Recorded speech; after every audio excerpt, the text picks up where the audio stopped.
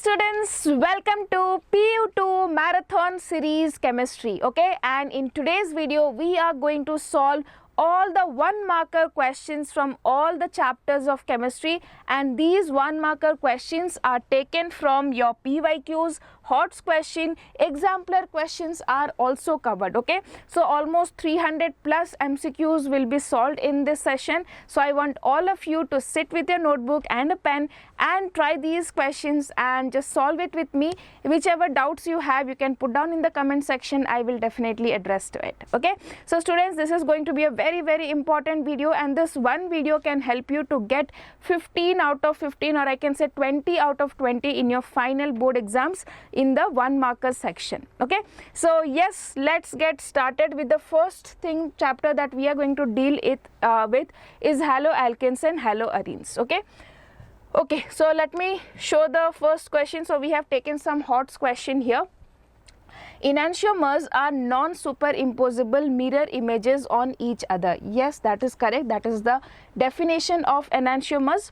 A racemic mixture shows zero optical rotation. Yes, this statement is also correct. In a racemic mixture, we have equal proportion of both the enantiomers. So the net effect of the optical rotation becomes zero. So both the statements are correct. So option number A is the correct answer. Okay. Next, 1,2-dichloroethane is an example of. So if you have 1,2-dichloroethane, okay, so this is actually vicinal dihalides. Okay, so we can call them as vicinal dihalides. Okay, so this is correct answer is option number C, when two adjacent carbons have chlorine groups. Next, 4 haloalkane compounds are represented by M, N, O and P. Okay, let me take this one. So we have M, N, O and P having boiling points 24.2 degrees Celsius. Then we have 38 degrees Celsius, 3.56 degrees Celsius and 101.6 degree Celsius. Okay. 4 haloalkane compounds represented by letters M and okay, so fine. Among the 4 compounds, N is most likely to be. Okay, N. You have to find which is your N. And here the options are given. Okay, so as we know, mass is more. If mass is more, then the boiling point will be more, right? So I can say that here the maximum boiling point is for P. So whose mass is highest here? You can see C3H7I. That is having more number of carbons. So P must be C3H7I. Next, if you see, next we have 2 carbons, C2H5Br, right? So that will be the next highest boiling point, so 38 degrees Celsius. So this must be C2H5Br. Okay, so what will be the compound with highest boiling point?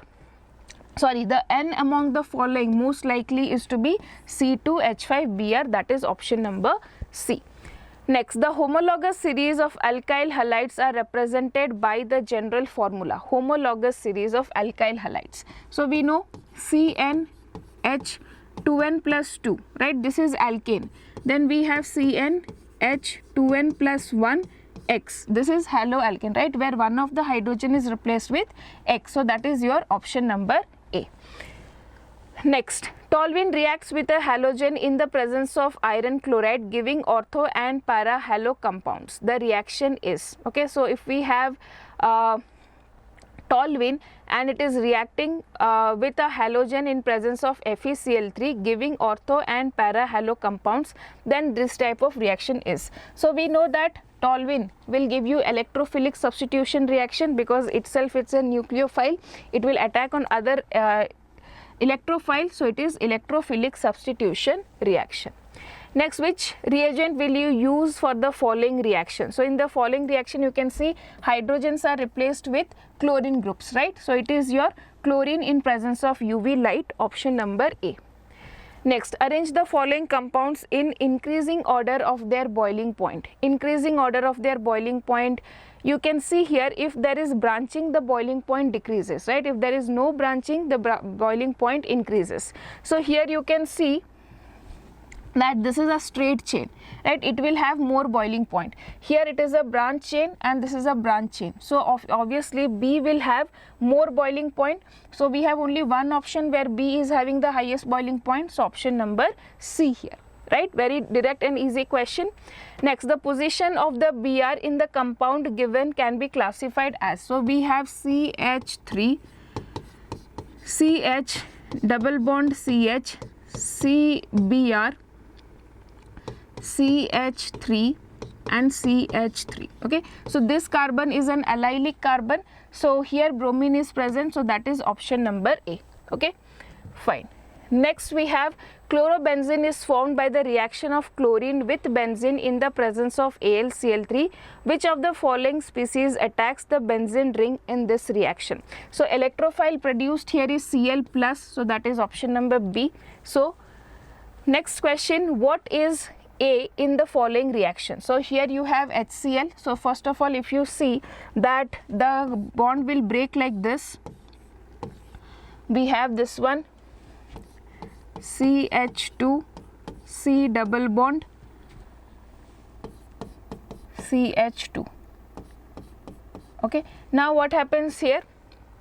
If the bond breaks, okay, so this one will give you a positive charge, okay, and this one will give you carbocation will form like this, okay, H is formed here, right? Now what will happen? There will be a hydrogen shift, okay, migration will take place, or I can say hydride shift will take place, so that I get a carbocation here which is more stable due to resonance. Okay, so what will be happening here? We will get CH2. This is the more stable carbocation, so chlorine will attack here. Okay, so what will be the product here? That will be option number D. Okay, option number D is the product here. Next, the order of reactivity of the following alcohols with the halogen acid is. Okay, so you know reaction, this is a tertiary group, so this will react faster because here a carbocation is formed. After that we will have this one secondary, and then we have primary. So which one will react faster? C will react faster. So C, B and A, so option number B is the correct answer. So now we are going to exemplar questions. Okay, next, which of the following alcohols will yield the corresponding alkyl chloride on reaction with a concentrated HCl at room temperature? So which of the following alcohols will yield the corresponding alkyl chloride on reaction with concentrated HCl at room temperature? So we know this Lucas reagent, right? The tertiary alcohols will react fastest to give you haloalkanes, right? So which is the tertiary alcohol here? This is a primary, this is primary, this is secondary, and this is tertiary, right? So the tertiary alcohols will react faster. This is your Lucas reagent.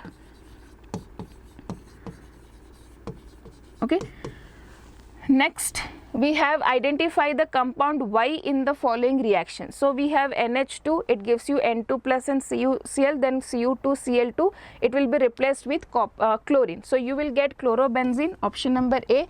Name of this reaction is your Sandmeyer reaction. Next, which of the following is the halogen exchange reaction? So Rx plus NaI gives you Ri plus NaX. This one is your halogen exchange reaction, if you remember, right? So you have to tell me the name of this reaction. Okay, so it is option number A. Okay, so it is which reaction? This one is your for the formation of iodine. Okay, for the formation of iodine we use this one, right? So this one is Finkelstein reaction. Okay, next, arrange the following compounds in the increasing order of their density. So you know more is the substituents, more will be density. So here we have one bromine and one chlorine, so its mass will be more, density will be more. So D will have the highest density. So I have only one option where D is present, so directly it has to be option number A. Next, in which of the following molecules carbon atom marked with asterisk is asymmetric. So asymmetric means it should have 4 different groups. So here you can see 4 different groups are present, here also 4 different groups are present, here also 4 different groups are present, but here 2 hydrogens are present. So this is not asymmetric, so I have A, B and C. That is option number B here.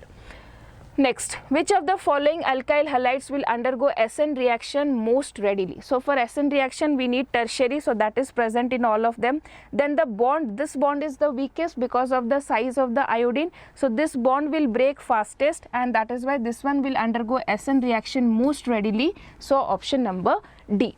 Next, what is the IUPAC named for? So if I just number it, okay, so it is 1, 2, 3 and 4, right? So I have 2 methyl, 1 bromo butane. So I have 1 bromo, 2 ethyl, no, 1 bromo, 2 methyl and butane. So that is your option number C. Next, what should be the correct IUPAC name for diethyl bromomethane? Okay, so if it is like this, you have diethyl, okay, bromomethane. So if I just want to number it, it is like 1, 2, 3, 4, 5. So 3 bromopentane, right? That is your option number B. Very simple and easy question. Next, the reaction of toluene with chlorine in the presence of iron adds in the absence of light yields. So when you are taking in the absence of light, okay, so you have 2 types of reactions. See, if you take benzene, okay, and you add chlorine, okay, in dark, or if I just take toluene for example, okay, and if you take chlorine in presence of FeCl3 in dark room, then chlorine will be added to the benzene ring, okay,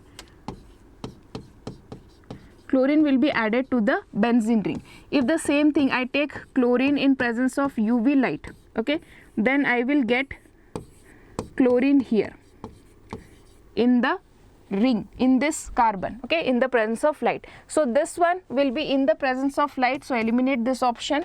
This can be the answer, this can be the answer, so both ortho and para product will form. So B and C, mixture of 2 and 3, that is option number D here. Next, chloromethane on treatment with excess of ammonia yields mainly. So if you have chloromethane, okay, and you are treating it with ammonia, so what will happen? HNCl will come out and I will get CH3NH2, that is methanamine, option number C here, okay.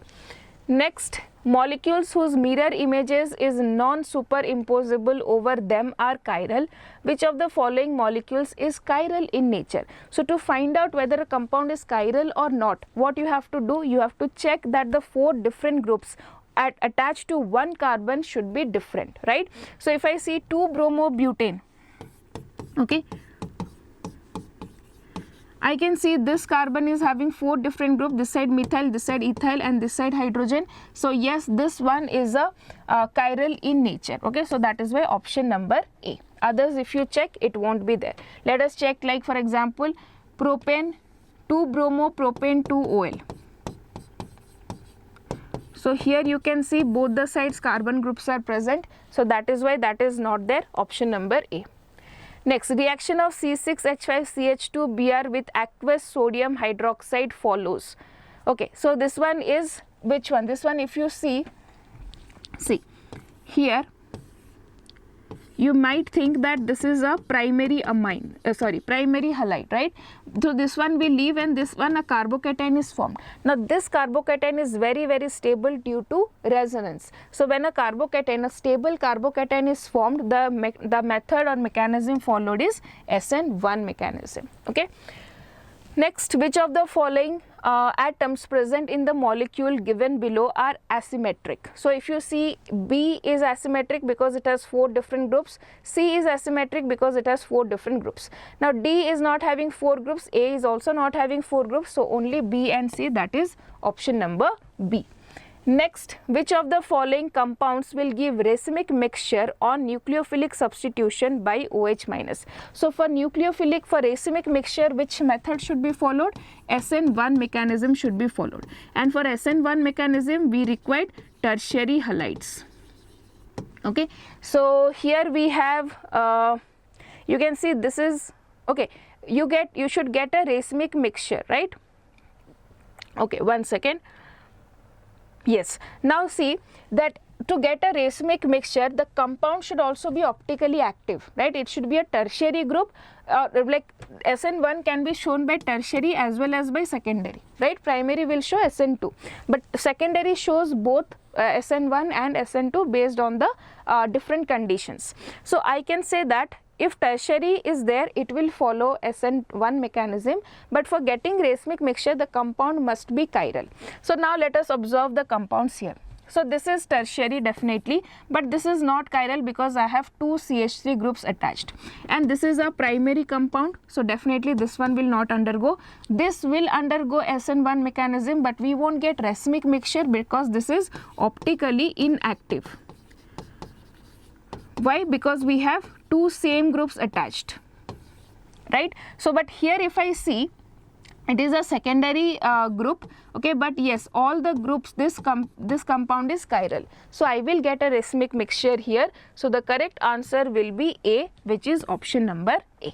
Okay, next, moving to question number 26.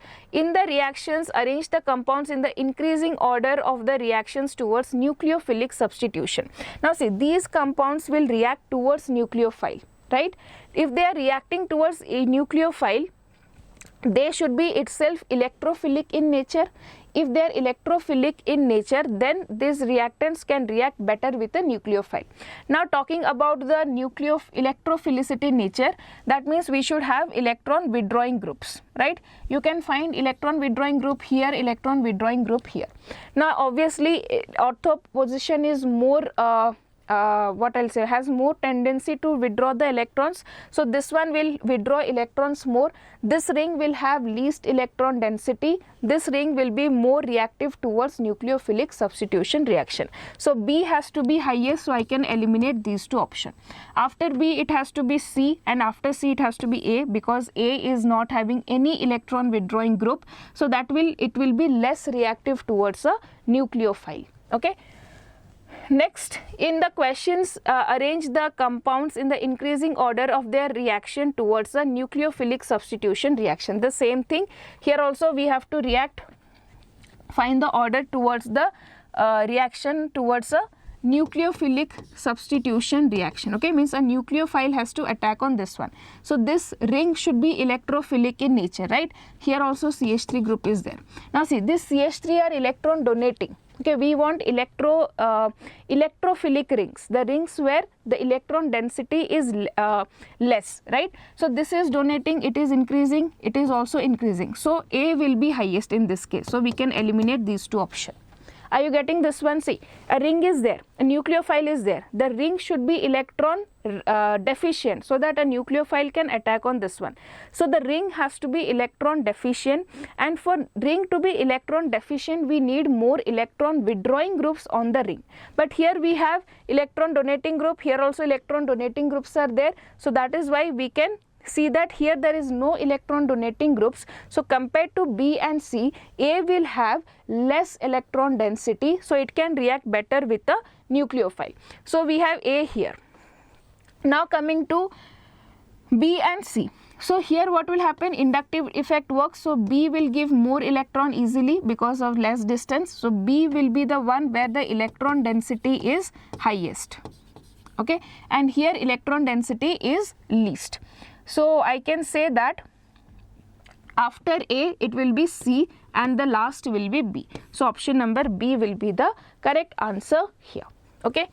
Next, in the questions, arrange the compounds in the increasing order of their reactions towards nucleophilic substitution reaction. The same thing again, nucleophile is there.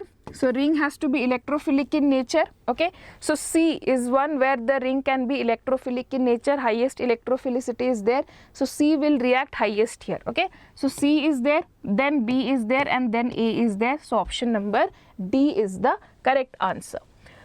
Next, in the question, arrange the following compounds in the increasing order of their reactions towards a nucleophilic substitution reaction. Again, the same concept we have to use, but yes, this type of questions will clear your concept. Now see, here we have nucleophile, Okay, so here we have 2 electron donating groups, 1 electron donating group, no electron donating group. So this ring is electron deficient, right? So definitely this one will be the highest reactivity. Okay, then here there is comparatively more electron density, and here we have the highest electron density. So it is C, B and A. Okay. Next, which is the correct increasing order of boiling points of the following compounds? 1 iodobutane, 1 bromobutane, 1 chlorobutane and butane. Okay, so we have here options. As the mass will increase, the boiling point will increase, right? So we have butane, chlorobutane, bromobutane and iodobutane. That is option number A. Next, question number 31, which of the following, which is the correct increasing order of boiling points of the following compounds? We have 1 bromoethane, 1 bromopropane, 1 bromobutane and bromobenzene. So as you know, when the mass is more, the boiling point will be more. So here we have bromobenzene will have highest, so I can eliminate these two options. After that we have butane here, so 1 bromobutane, this is there, so we can eliminate this option. After that propane, after that ethane, so option number D is the correct answer in this question. Okay, so these are very simple order based question. Okay, let's move to next chapter, that is alcohols, phenols and ethers. So let us see the questions from here. So propene is one second. Yes, we'll continue from question number 32. So first I'll take some hot question.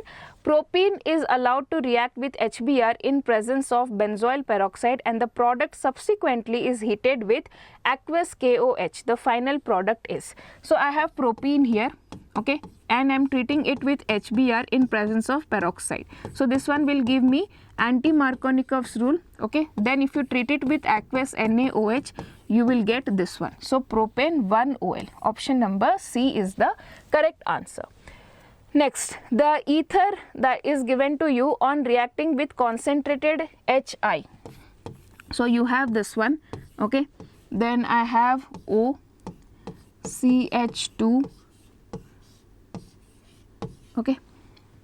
So what will happen? This bond will break here. So we will get phenol and C6H5CH2I. Option number C here. Always whenever phenol is there, this has to break here, and here you have to give H. Okay, because this bond cannot break because of what? Because of partial double bond character or because of resonance. Next, in the following compounds, the order of acidity. Okay, so acidity, you know, if we have electron withdrawing groups, acidity will increase. So here 3 and 4 I have electron withdrawing groups, but again electron withdrawing groups work better in ortho and para position. So definitely fourth one is the highest acidity, and I have only one option with that, so I can easily say it is 4, 3, 1 and 2, because here it is electron donating group, so it will have the least acidity. Okay. Next, in which of the following reactions phenol is not obtained? Okay, so NaOH and CaO, decarboxylation, this one will go, we will get phenol. MgH3O plus and MgBr. So here what happens, this MgBr bond will not break easily, right? Because this is an sp2 carbon bond, okay? So this reaction is difficult. Here what happens, NaOH at a higher temperature and pressure, this, okay, this is actually chlorine. It should be taken chlorine or something. Yes, OH can be obtained from here. Next here, N2 plus and Cl minus, this also will give you phenol. The correct answer for this question will be option number B. Next, phenol is a weaker acid than acetic acid because, so we know phenoxide ion is better stabilized. No, if it is a weaker acid means its phenoxide ion is less stabilized. So acetate ion is better stabilized by resonance than phenoxide ion. Okay, why acetate ion is better stabilized? Because it has equivalent resonating structures, whereas in phenoxide ion the number of resonating structures are more, but they are not equivalent. Okay. Next, propene can be converted to 1-propanol by oxidation. Which set of reagents among the following is ideal to effect the conversion? Okay, so you have B2H6 and alkaline H2O2. So this will give you anti-Markovnikov's rule, hydroboration oxidation. So B is the correct answer. Next, compound A C8H10O is found to react with NaOI produced by reacting Y with NaOH. So we have here compound A, C8H10O. Okay. Compound A, C8H10O is found to react with NaOI. Okay, produced by reacting Y with NaOH.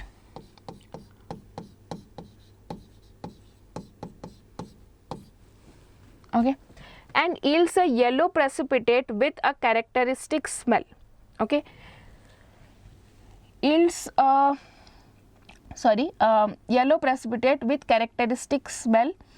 A and Y respectively are. Okay, so here we have got something that is not required, but yes, this is your haloform reaction, right? So this compound must have CH3CO group or else CH3CHOH group. These groups must be present for the haloform reactions to take place, right?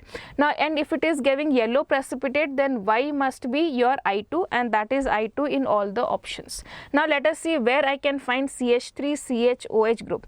Here I can't find, here also I can't find, here is also not there. Yes, here it is there. So option number C is the correct answer. Next, the compound A on treatment with Na gives B. So you have A, okay, on treatment with Na it gives you B, and with PCl5 it gives you C. Okay, now B and C react together to give you diethyl ether, A, B, C, R respectively. Okay, so now you see here compound A on treatment with Na gives B. Okay, so diethyl ether. So this must be what one? Alcohol. So it is like C2H5OH. Okay, I'll take like this. With Na it will give you C2H5O minus and Na plus. Okay, and then this one. Okay, one second. A compound A on treatment with sodium gives you B. Okay, now okay, so here I have done a small mistake. This is not like this. Okay, the same compound, that is A only on reacting with PCl5 will give you C. So if I have chlorine here, so what will be the product here? C2H5Cl. Now this is B and this is C. Now B and C will react to give you C2H5O, C2H5, diethyl ether. So what is A? A is C2H5OH, B is C2H5O minus Na plus, and this one is C2H5Cl. Option number D is the correct answer. Next, the structure of the intermediate A in the following reaction is. So this is the preparation of phenol. You can see cumene process. So here a hydrogen peroxide is formed. Option number C is the correct answer here. Okay. Next, we have question number 41. The product of the following reaction is what? So here it is hydroboration oxidation. OH will be added following anti-Markovnikov's rule. So OH will be added here. So I will get propane 1OL, option number B. Very simple and easy question. Next, we'll go to some exemplar questions from this chapter. Monochlorination of toluene in sunlight followed by hydrolysis with aqueous NaOH yields. So you have monochlorination of toluene in, so I have toluene. Okay. Okay. Now you are doing monochlorination, means one of the CH is replaced with chlorine. Okay. Then you are treating it with aqueous NaOH. So this one will get converted to OH. So this one will be benzoyl alcohol, that is option number D here. Next, how many alcohols with molecular formula C4H10O are chiral in nature? So for chirality, we know that they should have different, all the four groups should be different with 4 carbons. So I can have only one structure like this. Okay, if I draw this one, this is the only chiral compound possible with this one. So option number 1, A1 is the correct answer. Next, what is the correct order of reactivity of alcohols in the following reaction? So this is again Lucas reagent. We know 3 degree, 2 degree, 1 degree. So option number C is the correct answer. Next, CH3CH2OH can be converted into CH3CHO by. So mild oxidation, you can use here PCC, that is option number C. Next, the process of converting alkyl halides into alcohols involves. Okay, so that is your substitution reaction, right? Simply we are replacing the halides with OH group, so that is option number B. Next, which of the following compounds is aromatic alcohol? So for aromatic alcohol, OH should be directly attached to benzene ring. Here this is not an aromatic, this is not an aromatic. Yes, A and D are aromatic, so option number B is the correct answer. Next, IUPAC name of the given compound. So numbering should start from here because OH is a primary functional group. So 1, 2, 3, 4, 5. So I have 5 chloro and 6 hexane 2-OL. So option number C is the correct answer. Next, IUPAC name of metacresol. Okay, so I have this one.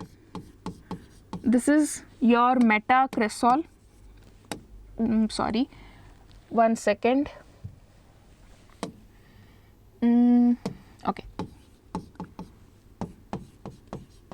So it is 3-methyl phenol, that is option number A. Next, the IUPAC name of the compound is, so we have 1, 2, 3, so that is 2-methoxypropane. So 2-methoxypropane, option number C is the correct answer.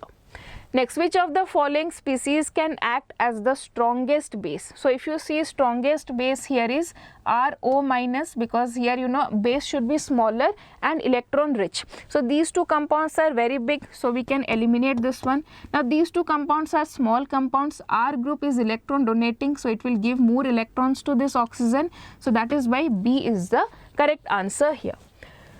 So what is the property of base? See, base should be electron rich and a less sterically hindered, a small compound. Okay. Next, which of the following compounds will react with sodium hydroxide solution in water? Okay, which of the following compounds will react with sodium hydroxide solution in water? Okay, so if I have this one, you have first compound is this one. Okay, next we have C6H5 CH2OH. Okay, next we have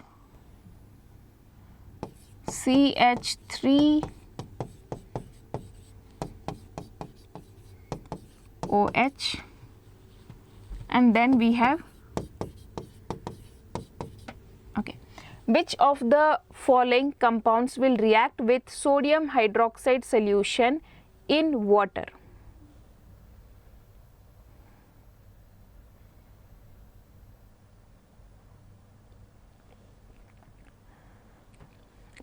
So the reaction is there with sodium hydroxide, means what? It is a reaction with a base, right? So base means what? The compound which is highly acidic will react better with this base. Now you see this is which group is highly good acid here. So here you see this O minus is formed. After this H plus will, this O minus will form, and here O minus will form, and here O minus will form. Now this conjugate base is very stable due to resonance. So this one will react fastest. So I can say option number A is the correct answer. Next, phenol is less acidic than. So if you have electron withdrawing groups, they are more acidic. So we have here nitrophenol, so which is an electron withdrawing group. So that is why option number B. Next, which of the following is most acidic? So again, if we have electron withdrawing group, they are very much acidic. So we have here chloro group. Okay, so that is why option number D, which is having an electron withdrawing group. Okay. Next, mark the correct order of the decreasing acidic strength of the following compounds. So if electron withdrawing groups will be there, then it will be definitely more acidic. So here I can see in B and D there is electron withdrawing groups. Again, you know, ortho and para positions are more dominant, so B will be highest. I have only one option with that, so option number B is the correct answer. Next, 1 second. Okay, so here it is 56. Okay. Oh, sorry. So the numbering has become wrong here. Fine. Mark the correct increasing order of reactivity of the following compounds with HBr and HCl. Okay, fine. So reactivity of, mark the correct increasing order of reactivity of the following compounds with HBr or HCl. So what happens when there is a reaction with HBr or HCl? Here a carbocation is formed. Okay, so you will get like this. So for option number A, you will get a carbocation like this. For option number B, you will get a carbocation like this. Okay, and for rest, this one you will get a carbocation like this.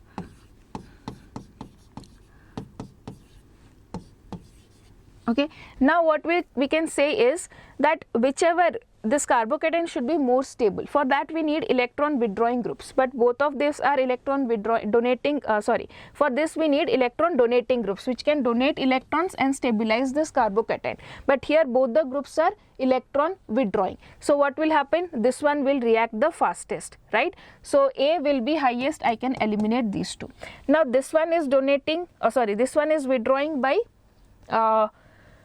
what I can say, minus R effect, and this has minus I effect. So this is withdrawing in a less effective way. So after A we will get C, then B. So option number B is the correct answer here. Okay, next is question number 56 here. Okay, not 66. Arrange the following compounds in the increasing order of their boiling point. So we know mass here. So propane, butane, butane 12 and pentanol. So first has to be pentane because it is mass is more. So we can eliminate these two.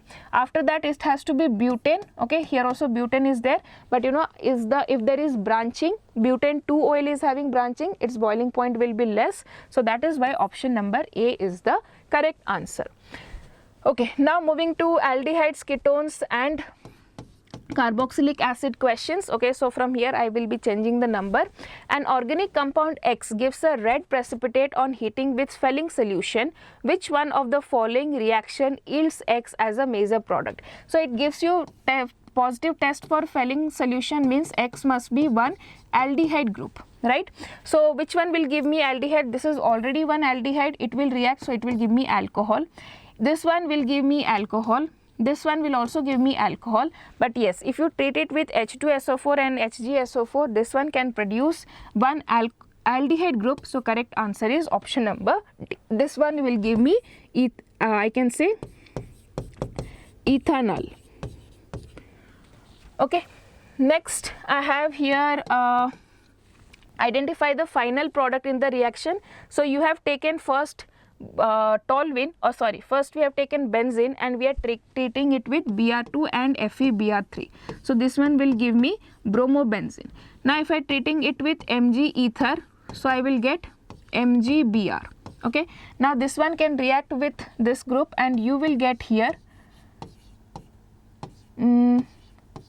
COOH. Okay, next concentrated nitric acid and sulfuric acid, you will get nitrobenzene. So that is option number D here. Okay, D is the correct answer. Next I have okay, so this is again 59. So what is the group called as? This is called cyanohydrine. Option number C, very easy and direct question. Okay, so this is again now 60th question. A compound does not react with 2,4-dinitrophenylhydrazine. The compound is. So all aldehydes and ketones will show reaction with this one. Okay, so this is a ketone, this is a ketone, this is a ketone. This is an alcohol. This one will not react. So option number C here. Next we have 61st question. The end product of the following sequence of reaction is. So I have taken ethyne here and then I have treated with HgSO4 and H2SO4. So this A will give me what? It will give me, oh sorry, 1 second. This one will give me CH2 like this. Okay, now this one is what you are given, treating it with CH3, okay, CH3MgX. Okay, now this one will undergo tautomerization to give you this compound, that is CH3COH. Here tautomerization takes place. Now after that you are adding Grignard reagent, so that is CH3MgBr. So I will get CH3COH CH3 and CH. So that is propane 2OL you will get, or you can say isopropyl alcohol, that is option. Okay, one second. After that there is oxidation as well, right? So this is your A. Okay, we have got after tautomerization this is A. After treating with Grignard reagent this is B, alcohol, and once you oxidize this one will get acetone. So I will get acetone. So that is option number C. Okay. Next we have 62, the major product of the following reaction. So here what happens, first amide is formed and then dehydration takes place. So option number C, that is your phthalimide is formed. Next we have 63 question, what is the IUPAC name of the organic compound formed in the following chemical reaction? So we have here acetone, acetone is taken and you have C2H5MgBr, dry ether and H2O. So what I will get here, see it is like this, and I will get, this is the final product, right? So it is I will have 2-methyl butane 2OL, option number D. Next, match the following. So this one is your Gattermann-Koch reaction. So A has to be 2. So only one option with A equal to 2. So directly option number D. Next, okay, so these all are 65. Okay, 65. This is 64. Yes, fine. Next we have 66. Z in the following reaction is. So you have taken this one and you are treating it with cold dilute alkaline KMnO4. So this one will get converted to carboxylic acid because it is an oxidizing agent. So what I will get, cyclohexane carboxylic acid, option number C. Okay. Now let us do some exemplar questions from here. Addition of water to alkynes occur in acidic medium and in the presence of Hg2 plus as an catalyst. Which of the following products will be formed on the addition of water to but1YNE under the following conditions? So if you have but1YNE, okay, so what will happen? So if you are taking Hg2 plus, okay, it adds water in which medium? It follows Markovnikov's rule, okay, and we get here, this one will be produced like this. First this one will be produced, okay, then there will be tautomerization and we will get but2ONE, and that is your yes, option number B here. Okay. Next, yes, 68th, which of the following compounds is most reactive towards nucleophilic substitution reaction or nucleophilic addition reaction? So we know that aldehydes are more reactive than ketones. Okay, aldehydes are more reactive than ketones. So I can see that this is an aldehyde, this is ketone, this is ketone, this is also aldehyde, but here you know due to resonance the electrophilicity of this carbon is reduced. So definitely this is more reactive, option number A. Next, the correct order of increasing acidic strength. Okay, so we know acidic strength, if electron withdrawing groups are present then the acidic strength will increase, right? So here you can see acetic acid and here we can see chloroacetic acid. Chloroacetic acid has electron withdrawing group, so that is why chloroacetic acid will be highest acidic nature. So that is why option number C here. Okay. Next I have question number 70.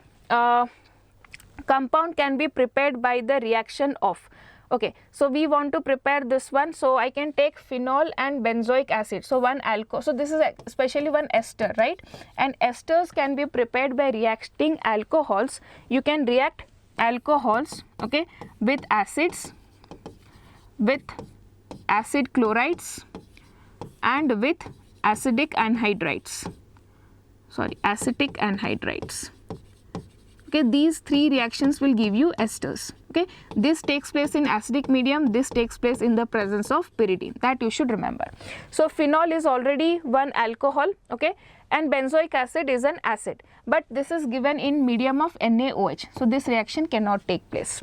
Phenol is there, benzoyl chloride is there, RCOCl, in the presence of pyridine, yes, so this can be the correct answer, option number B. Okay, next I have the reagent which does not react with both acetone and benzaldehyde. Okay, so that is your Fehling solution. You know Fehling solution reacts only with aliphatic aldehydes and not with aromatic aldehyde, so it will not react with benzaldehyde. Okay.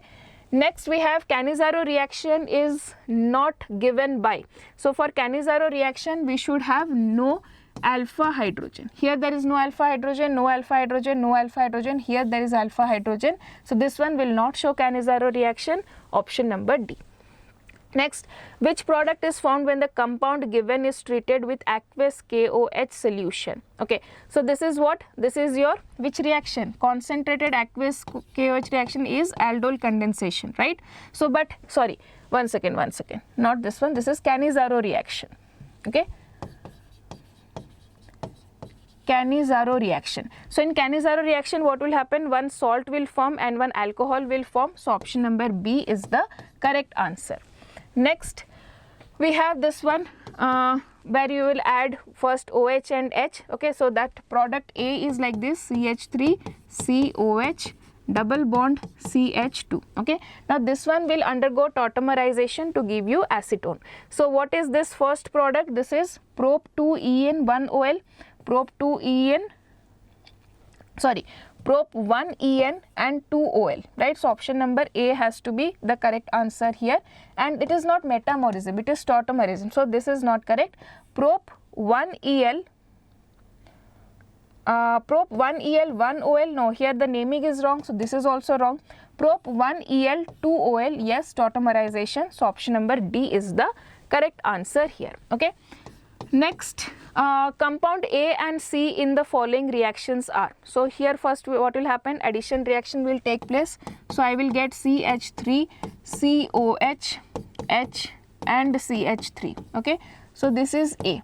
Now after that H2SO4 and heat will take place and we will have dehydration.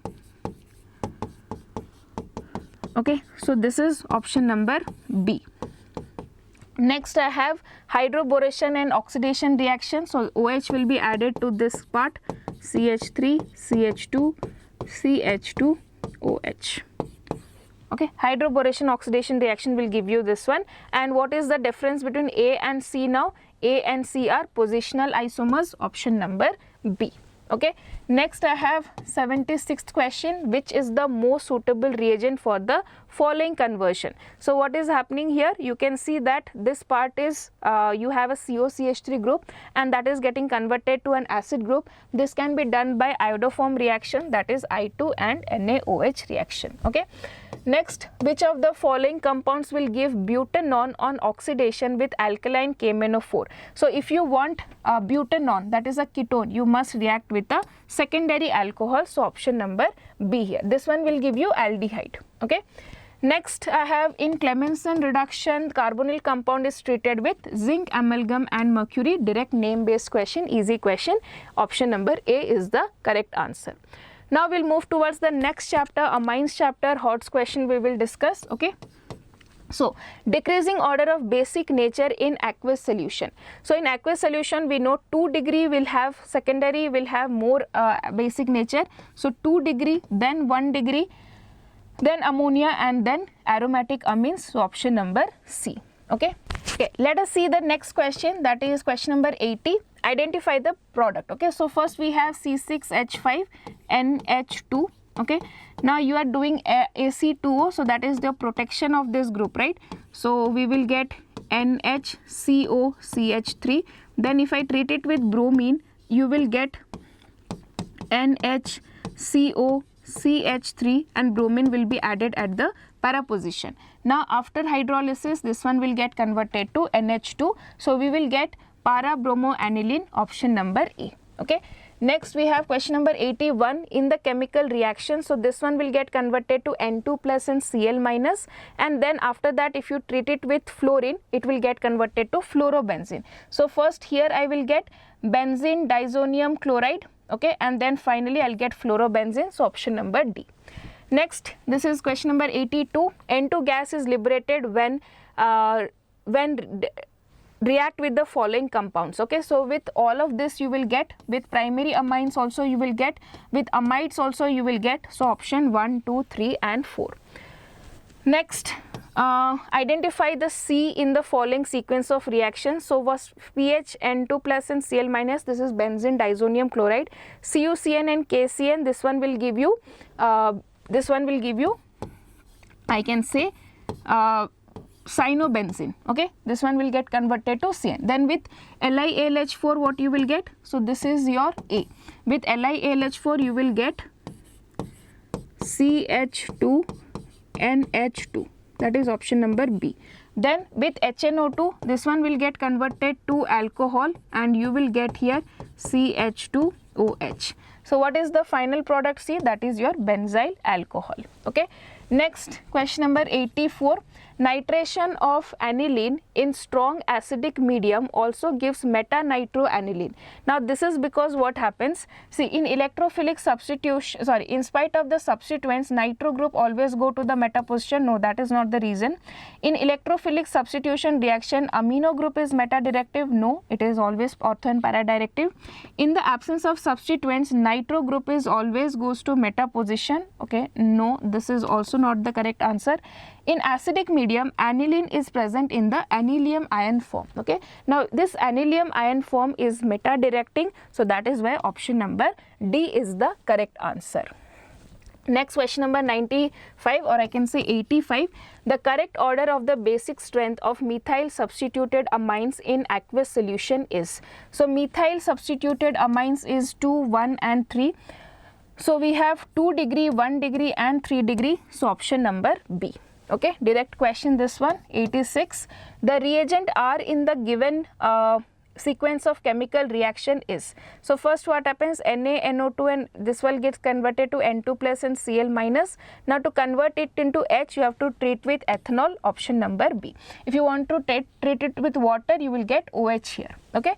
Next, the product formed in the following reaction. So first you will get CH2NH2 with LiAlH4, then with this one you will get CH2OH, that is benzyl alcohol, option number B. Okay, so just let me tell you this reaction. So first what I will get, first you will get CH2NH2. Okay, this CN group is converted with lithium aluminium hydride. Now when you treat it with HNO2, that is NaNO2 plus HCl, this one will get converted to CH2OH. Okay. Next we have question number 88. Coupling of benzene disonium chloride with phenol. Now see, phenol is acidic in nature, so that reaction will take place in basic medium. Okay, and with aniline, if it is aniline, because it is a base, that will occur in the acidic medium. So option number A here. Next, we'll go to exemplar questions. Which of the following is a tertiary amine? So this is very tricky question. Triethyl amine is a tertiary amine because you have ET group here, ET group here and ET group here. So option number B. Okay. Next, the correct IUPAC name of this compound is, so you can see here, on one side we have methyl group, on one side we have this group. So I have N-methyl prop-2-en-1 amine, option number D is the correct answer. Okay, so this is 90th question. Next, 91st question. Amongst the following, the strongest base in aqueous medium is. So you know, in aqueous medium 2 degree is always the strongest one, so option number C. Okay. Next, which of the following is the weakest Bronsted base? So weakest Bronsted base means it is something which cannot accept one hydrogen. Okay, so now here you can see, for accepting the hydrogen, the lone pair of nitrogen should be available, but the lone pair of this nitrogen is already in resonance with this one, so it cannot accept another hydrogen. So the weakest one will be option number A here. Okay. Next we have question number 93. Benzyl amine may be alkylated as shown in the given equation. So which of the following alkyl halides is best suited for this reaction through SN1 mechanism? Okay, so now what happens, this one will attack on this one, right? So this has to be a very stable carbocation. So if you see here, this carbocation will be resonance stabilized, so that is why option number C here. Okay, next we have which of the following reagents would not be a good choice? Aryl nitro compound to an amine. Okay, so if I want to convert NO2 group, okay, 2NH2 group, okay, which is not a suitable reagent. So LiLH4 cannot do this conversion, option number B here, okay.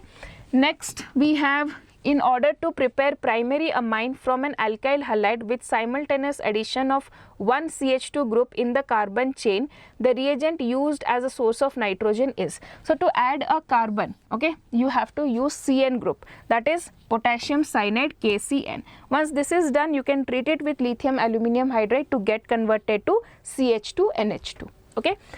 Next we have question number 96, the source of nitrogen in Gabriel thalamide. This is direct question, that is potassium thalamide, option number D here.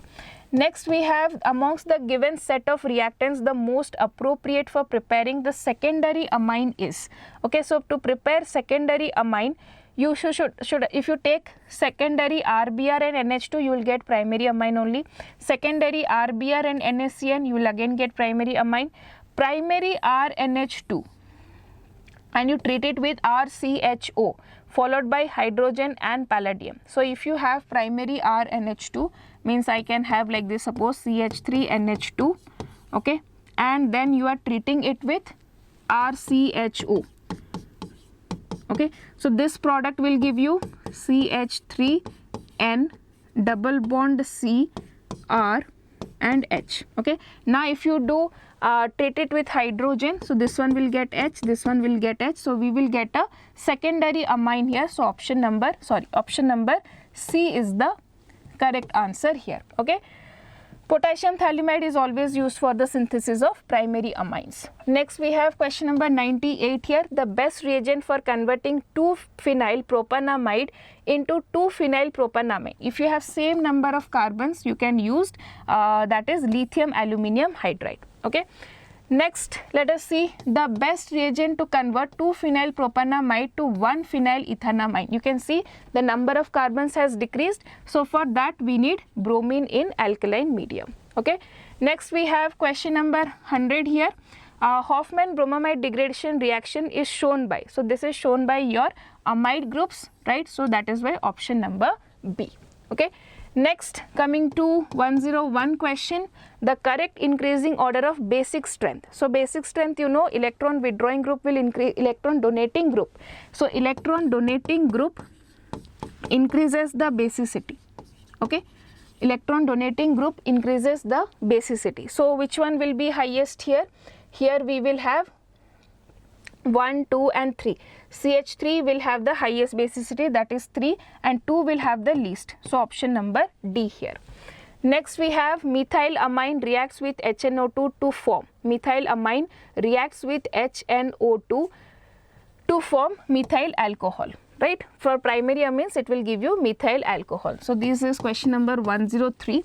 The gas evolved when methylamine reacts with nitrous acid is your nitrogen gas, right. Next we have question number 104. In the nitration of benzene using a mixture of concentrated H2SO4 and concentrated HNO3, the species which initiates the reaction is, so NO2 plus is the electrophile formed here, so that is option number C.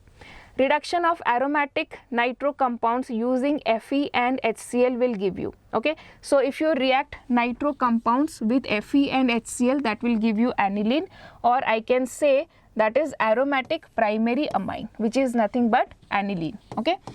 Next, moving to question number 106, okay, the most reactive amine towards dilute hydrochloric acid is, so that means it is asking in the basic, means when you have more, this is an acid, right. So which is the highly basic one, and we know the basic one is your second degree in your acid, in your dilute means it is aqueous medium, so it has to be 2 degree, that is why option number B. Then acidic anhydrates on reaction with primary amines give, so that they will give you amides, right, option number B. So you have like RNH2, okay, and if you treat it with any anhydride, that is for example this is there like this, okay.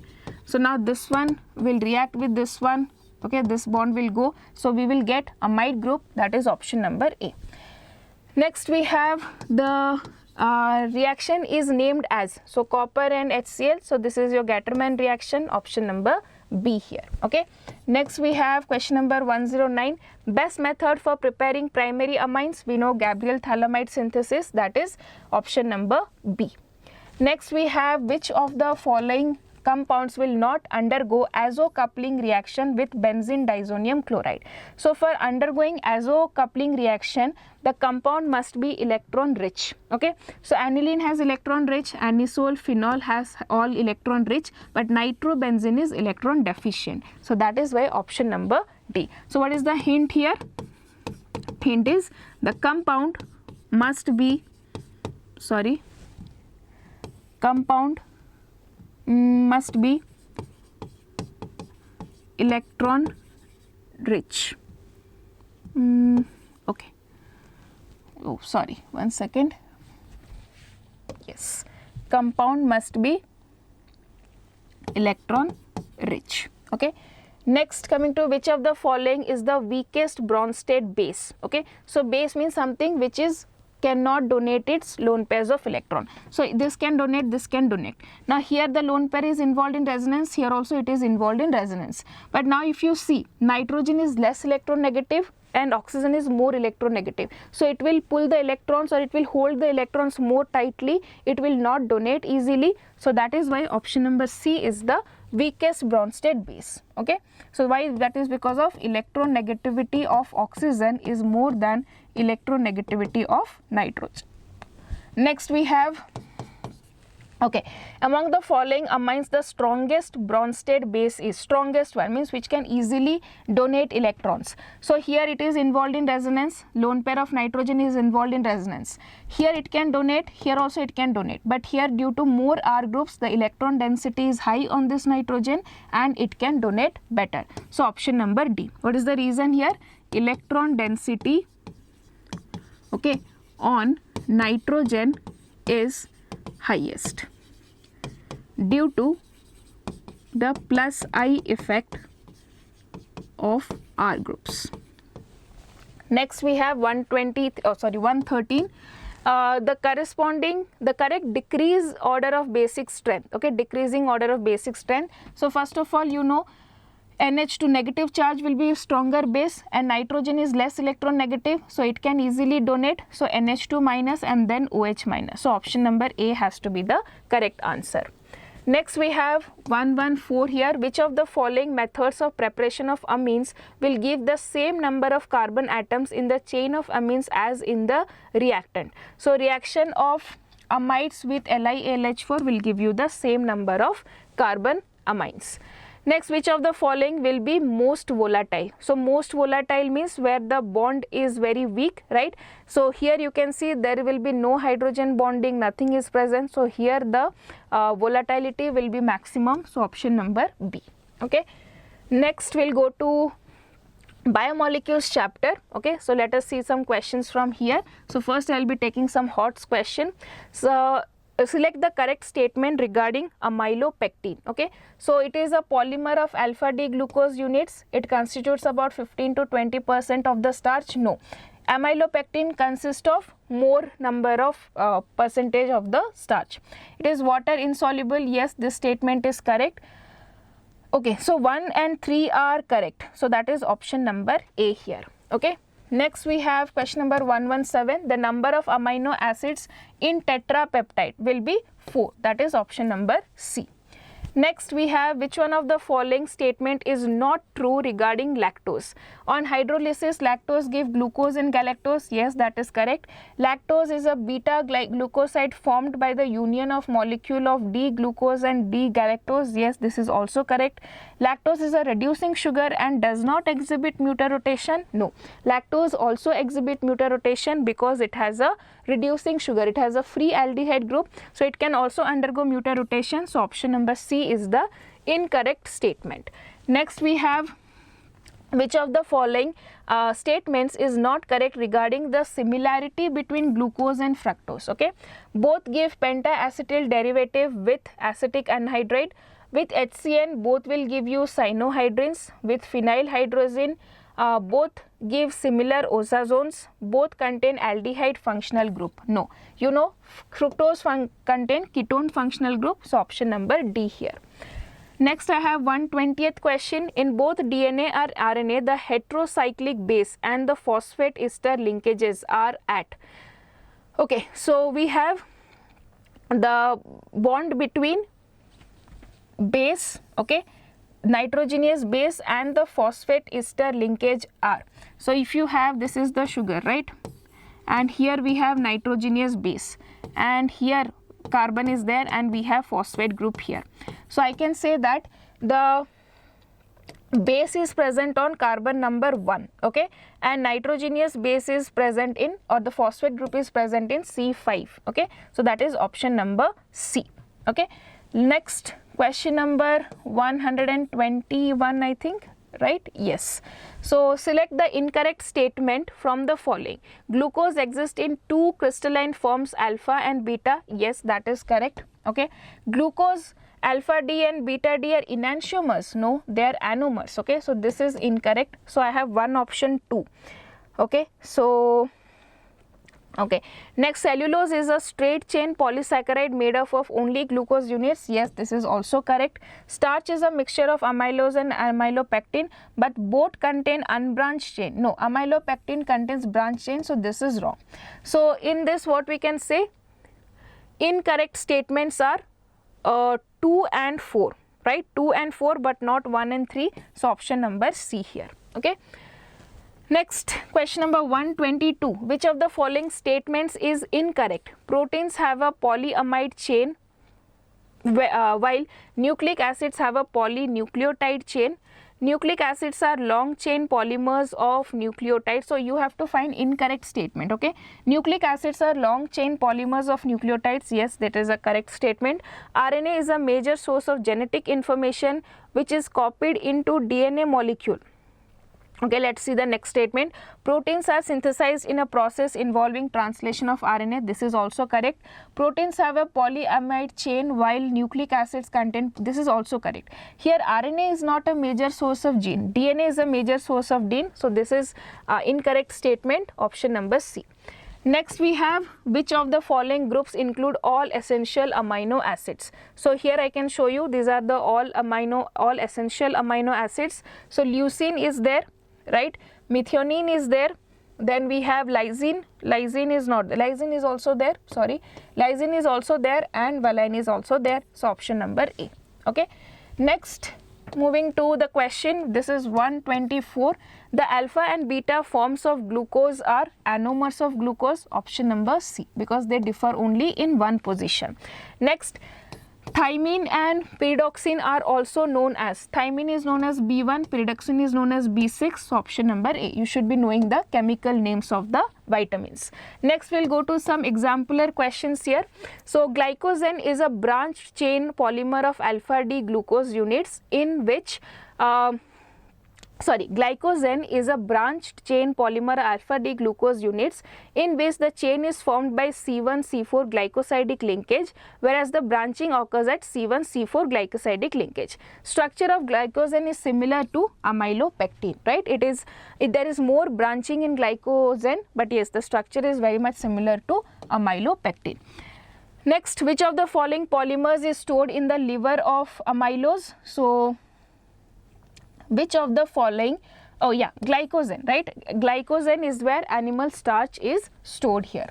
Next we have sucrose is a disaccharide. One molecule of sucrose on hydrolysis gives you glucose and fructose. Next we have, which of the following pairs represent anomers? So you know anomer, there should be difference only in one carbon. So if I see these two positions, here there is a difference. It is same here, this is same here, this is same here, this is same here. So first of all it should be cyclic, so we can eliminate these two options. Now this is having the conditions, but here if I see it is different here, it is also different here. Two positions are different, so this is wrong. This has to be the correct answer. Okay, this is A, B, this is C, and this is D. Now we have 130 question number. Proteins are found to have two different types of secondary structures, alpha and beta, and they are stabilized by hydrogen bonds, right? Next we have 31. In disaccharides, if the reducing groups of monosaccharides, that is the aldehydes or ketonic groups, are bonded, these are non-reducing sugars. So which of the disaccharide is a non-reducing sugar? So here you can see it is having one OH, means to find C. If you have an hemiacetal group, okay, then it will be reducing sugar. So hemiacetal means what? You have ROH and OR group. So here I can find OR group, here I can find OH. So this is having an hemiacetal group, so this can undergo, this is a reducing sugar. Here also I have OR and OH, this is also a reducing sugar.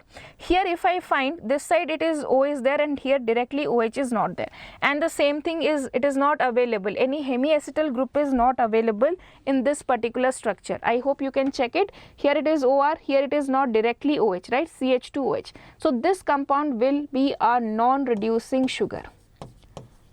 Okay, again here if you check, here we have hemiacetal, that is OR and OH, so this is also possible. So non-reducing sugar will be your option number C, this one, this compound. Okay, now moving to the next question, 132. Which of the following acids is an vitamin? So ascorbic acid, that is your vitamin C. Next we have dinucleotide is obtained by joining two nucleotides together by phosphodiester linkage. Between which carbon atoms of pentose sugar of the nucleotides are these bond linkages present? So these are present is between 5' and 3', right? Okay, next we have nucleic acids are the polymer of nucleotides. Very simple question. So this was 135. Which of the following statements is not true about glucose? Aldohexose correct. On treating with HI gives N-hexane, this is also correct. Furanose form, no, it is present in the form of pyranose. So this is your incorrect statement.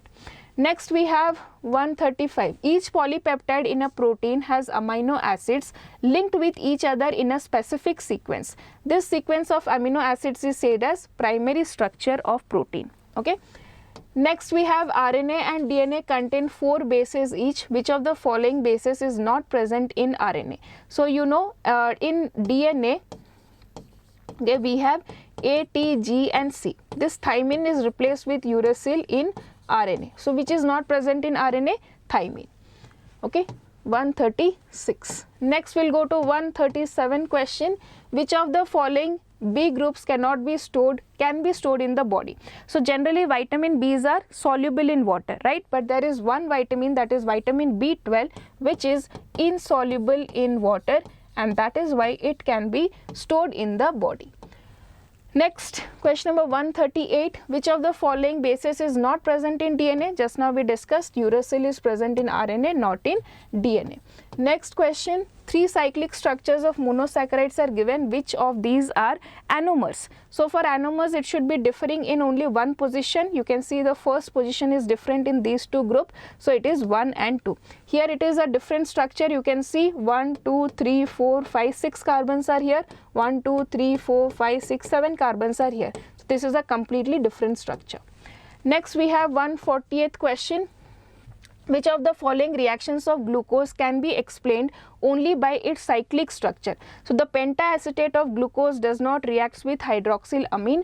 This is the reaction which is explained by the cyclic structure of the glucose. Next we have optical rotations of some of the compounds along with the structures are given below.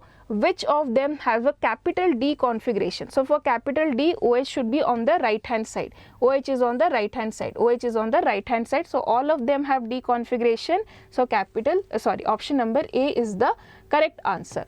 Next we have the structure of a disaccharide formed by glucose and fructose is given below.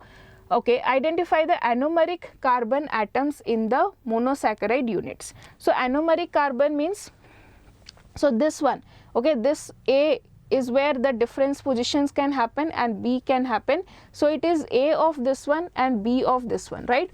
A of the carbon of glucose and B of the carbon of fructose. This carbon and this carbon are your anomeric carbon. So option number A here, C here. Next, which of the 3 structures are given below in which 2 glucose units are linked? Which of these linkages between glucose units are between C1, C4 and which linkages are between C1 and C6. Okay, so here if I see, this is C1 C4, right? The compound A, see, this compound is C1 C4. Now this compound if I see, C1 C6, and this compound if I see, this is also C1 C4. So 1 and 3, or I can say A and C is C1 C4. So A and C are between C1 and C4, and B is between C1 and C6. So that is option number C is the correct answer here. Okay, fine. Okay, so now we'll be starting with D and F block questions. Okay, so let's discuss with the D and F block questions. So students, now we will see the chapter D and F block, some important questions from this chapter. Okay, so coming to the first question, the magnetic moment of a transition metal is 15 Bohr magneton. Therefore, the number of unpaired electrons present in it. So now if you see, we have this one, right? The formula for this one is root over of n into n plus 2. This is equal to 15, root over of 15. Now what is the value of n here? So if I put n is equal to 3, then what will I get? 3 into 3 plus 2, right? So what is the number of unpaired electrons? 3. So option number A is the correct answer. Okay. Now moving to question number 145, potassium permanganate acts as an oxidant in alkaline and acidic medium. Okay, so it can behave as an oxidizing agent both in alkaline and in acidic medium. The final products formed from the two conditions are respectively. So if you see, in alkaline medium, MnO4 minus gets converted to MnO2. And in acidic medium it gets converted to Mn2 plus. So the correct answer is option number D. Now coming to 146, the number of electrons in 3D orbital are 3, 4, 5 and respectively. So it is already given to you, you do not have to calculate.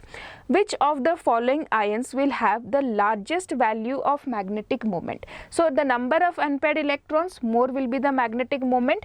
So we have here vanadium 2 plus, manganese 2 plus has 5 unpaired electrons, so it will have the maximum. So that is why option number C here. Okay. Next, the correct order of E0 values with negative sign for the 4 successive elements chromium, manganese, iron and cobalt. So now see, as we move along the period, okay, the reduction potential decreases. Okay, means sorry, as we move along the period, the reduction potential increases, means it becomes less negative. Okay, so from as we move along the period, the reduction potential decreases. Okay, and what I can say, it becomes more negative this side. Okay, more negative to less negative. Okay, now coming to the values here, with values with negative sign for the 4 successive. So now if you see, I have which elements? Chromium, manganese, iron and cobalt. Chromium, manganese, iron and cobalt. Okay, so now I can say that along the period this is less negative and this is more negative. So you have to tell in terms of negative sign. So definitely chromium will have more negative than manganese. But what happens here, some other factor is also involved, that is your electronic configuration. So manganese when comes, right, Mn plus 2.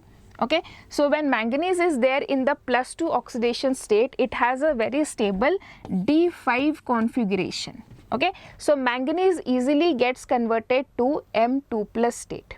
Clear? So that is why what happens, so what I can say here is M2 plus to Mn. Okay, this value, it is a, see, manganese can easily gets converted to Mn2 plus. Why? Because it is having a stable D5 configuration. Okay, so I can say that, see, this is your D5 configuration, stable configuration.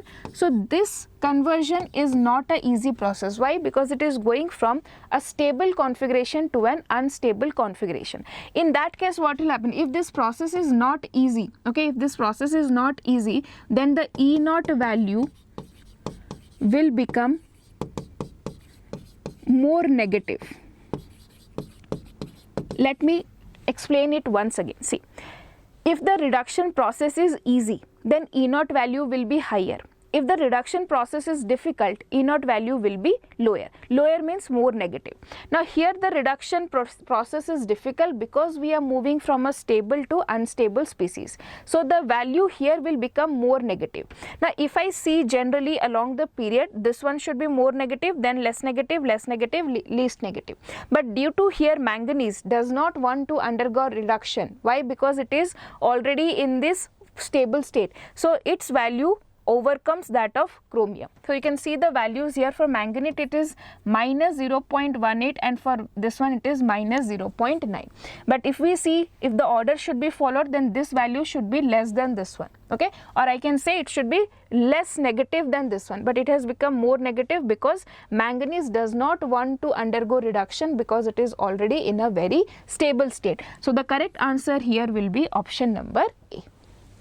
Next, the correct order of the ionic radii for the given species are, okay. So you have to say from the what I can say, from lowest to the highest size, okay. So Y3 plus belongs to, okay, so this is your 4F series, right? These elements belongs to 4F series and this element belongs to 5F series, right? Y3 plus is not there in this, right? Y3 plus belongs to 5F series.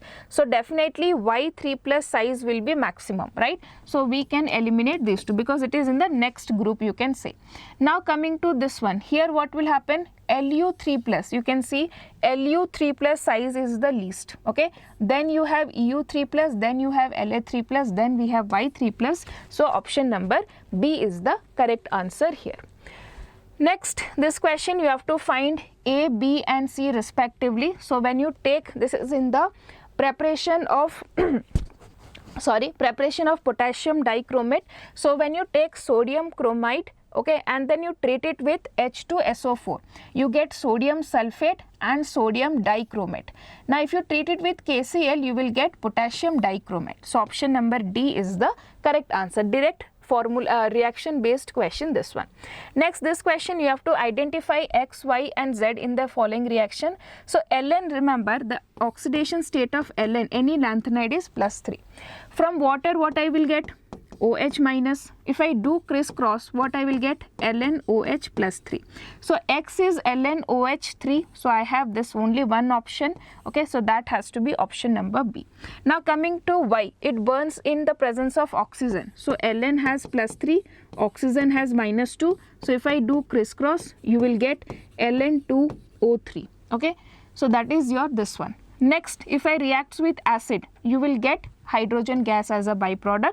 So option number B here. Next, 151. V2O4 reacts with acids as well as alkalis to give respectively. So if you see this paragraph that is given in your book, similarly you can see V2O5 is however amphoteric through mainly acidic and it gives VO4 3- as well as VO2+. Okay, so that is your option number C. Okay.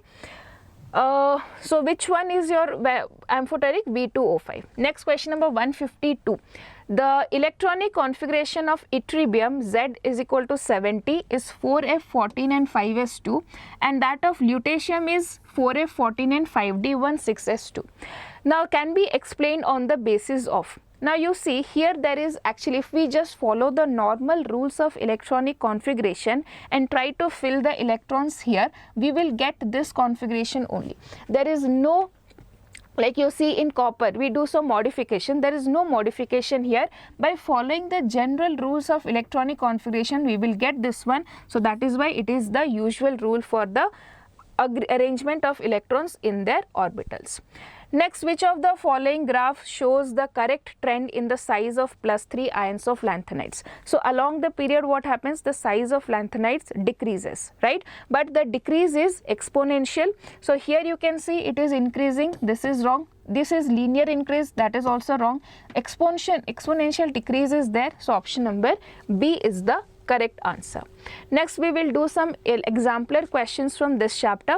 Electronic configuration of a transition element in +3 oxidation state is given. What is the atomic number? So here we have argon is 18, right, plus 5 is 23, plus 3 state means 3 electrons have been lost. We will add those 3 electrons as well. So total I will get 26, option number B here. Next, the electronic configuration of copper 2 plus is 3d9, whereas copper 1 plus is 3d10. Which of the following statement is correct? Copper 2 plus is more stable, copper 2 is less stable, copper 1 and copper 2 are equally stable. Stability depends on the nature of the copper salt. No, see. If you say generally this is 3d10 configuration, right? So we might think that copper plus is more stable. But if you remember copper 2 plus, okay, hydration enthalpy is very high, due to which reason copper 2 plus is more stable. Copper plus is unstable and it undergoes disproportionation reaction. So Cu2 plus is more stable. The reason is the hydration enthalpy. Let us see the next question here. The metallic radius are given and you have to find the element with highest density. So you can see the radius is almost same, equal to each other, right? Density is what? Density is nothing but mass by volume. So if mass increases, density will also increase. So copper mass is highest, option number D here.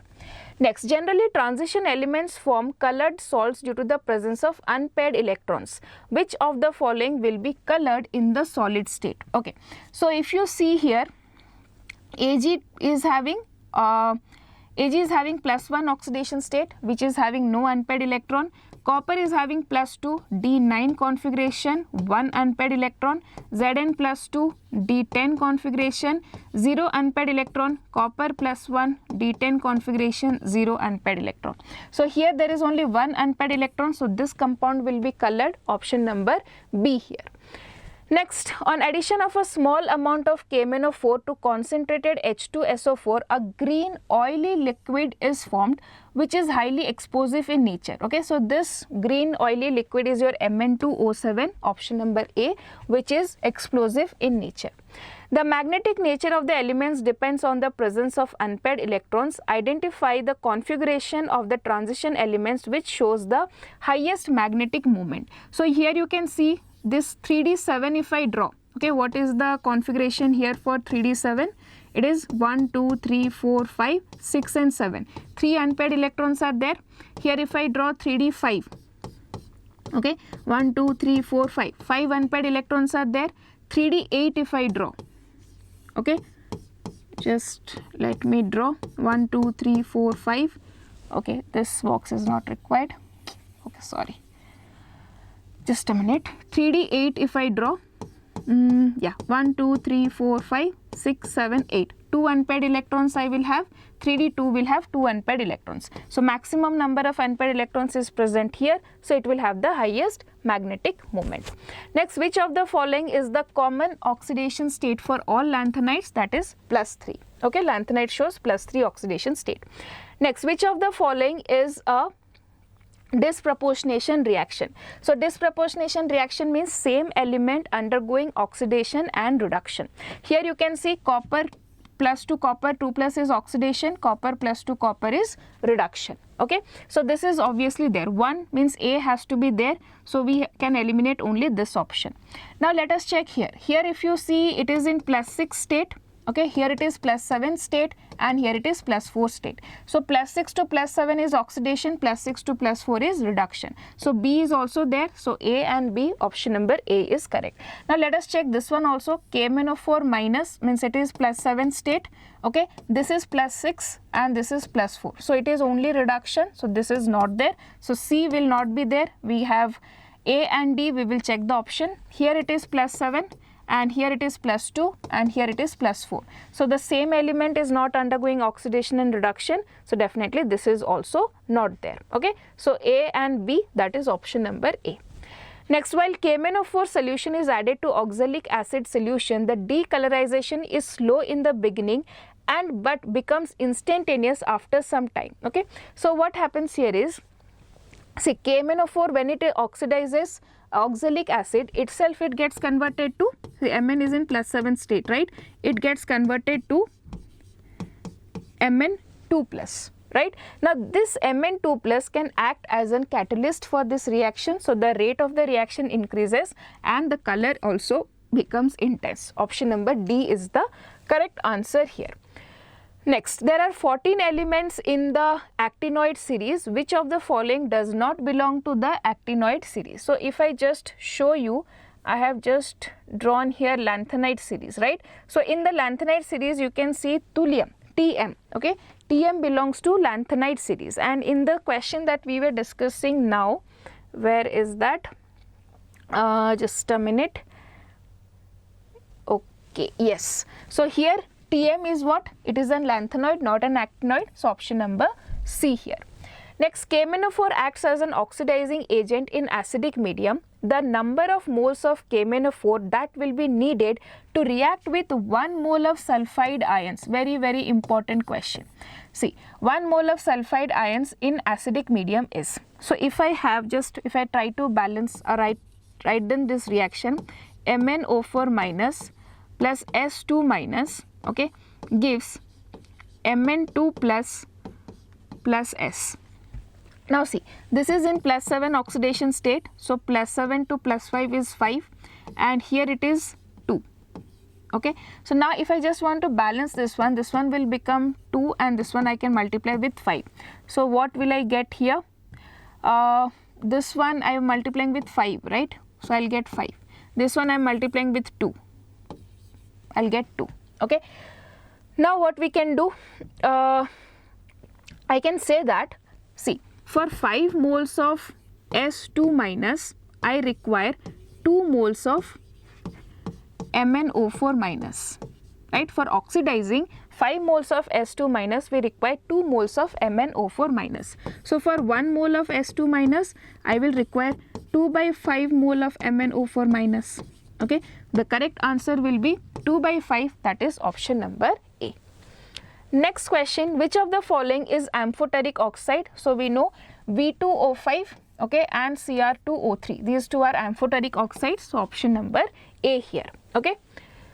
Next, gadolinium belongs to 4F series. Its atomic number is 64, okay. Which of the following is the correct electronic configuration of gadolinium? So if you remember, gadolinium is very, very stable due to its 4F7 configuration. So that is why option number A is the correct answer here. Okay, you should remember this electronic configuration. Now, interstitial compounds are formed when small atoms are trapped inside the crystal lattice of metals. Which of the following is not the characteristic property of the interstitial compounds? They have high melting points. This is correct. Okay, you have to find not the characteristic, means incorrect statement you have to find out. They are very hard. This is also correct. Retain their metallic conductivity. This is also correct. They are chemically very reactive. No, they are chemically inert. Right. So D is the correct option. Next, coming to 168, the magnetic moment associated with the spin angular momentum and orbital angular momentum. The spin only magnetic moment of Cr3 plus ion is. So if I write chromium electronic configuration, it is 4s1 and 3d5, right? So now if I write Cr3 plus, you are removing 3 electrons, so it is 3d3. So what is the magnetic moment? 3 into 3 plus 2. So that is root over of 15, or I can say it is 3.87 something. So option number B is the correct answer here. Okay. Next, coming to question number 169, KMnO4 acts as an oxidizing agent in alkaline medium. So in alkaline medium, I minus, okay, is converted to IO3 minus, okay, whereas this is in basic medium, and in alkaline medium, in acidic medium, I minus is converted to I2. So option number C is the correct answer. Okay, so I think this calculation is correct, right? Root over of 15, 3.87 I will get. Yes. Next, coming to question number 170, which of the following statement is not correct? Copper liberates hydrogen gas from acid. You have to find not correct. So yes, we know copper is having more reduction potential, so it does not liberate hydrogen. So this is the incorrect statement. In its higher oxidation state, manganese forms stable compounds with oxygen and fluorine. This is absolutely correct. Mn+3 and CO3+ are oxidizing agent. Yes, because they will undergo reduction to get to their stable form and will behave as an oxidizing agent. Ti2+ and Cr3+ are reducing agents in the aqueous medium. Yes, because they go to their higher oxidation states for stable electronic configuration. Next, when acidified K2Cr2O7 solution is added to Sn2+, Sn2+ gets oxidized to Sn4+. Okay, option number C here. Next, highest oxidation state of manganese in fluoride is +4, but highest oxidation state in oxides is +7. This is because, so we know that fluorine has single bonds whereas oxygen can form double bond. So that is why they are more stable, or option number D here. Okay, covalent compounds of fluorine can form single bonds while oxygen can form double bond. Right. Next, coming to 173. Although zirconium belongs to 4D transition elements and hafnium belongs to 5D, even then they show similar physical and chemical properties. This is because their size is similar. And why the size is similar? That is because of lanthanide contraction, right? So that is because they have similar atomic radius, and that is the reason, or that is the consequence of lanthanoid contraction. Okay. Now coming to 174, why is HCl not used to make the medium acidic in oxidation reactions of KMnO4 in acidic medium? So what happens when we use KMnO4? It is a very strong oxidizing agent. It will react, or it will oxidize Cl- to Cl2. So KMnO4 oxidizes HCl to Cl2, which is also an oxidizing agent. So option number B. Okay, so that were the questions from DNF block. Now let's move to coordination compounds. Okay, so coordination compounds, the first question is, what type of bond is L to M in a complex compound? So L to M bond in the case of complex compounds is considered as a it is a coordinate covalent bond, right? That is why the name comes coordinate bond, right? So option number C here. Next, if the secondary valence of COCl3.4NH3 is 6, means its coordination number is 6, the solution of conductivity in silver nitrate corresponds to dash electrolyte. Okay, so now see, if its secondary valency is, means we can have like this, COCl2, NH3 whole 4 and Cl. Okay.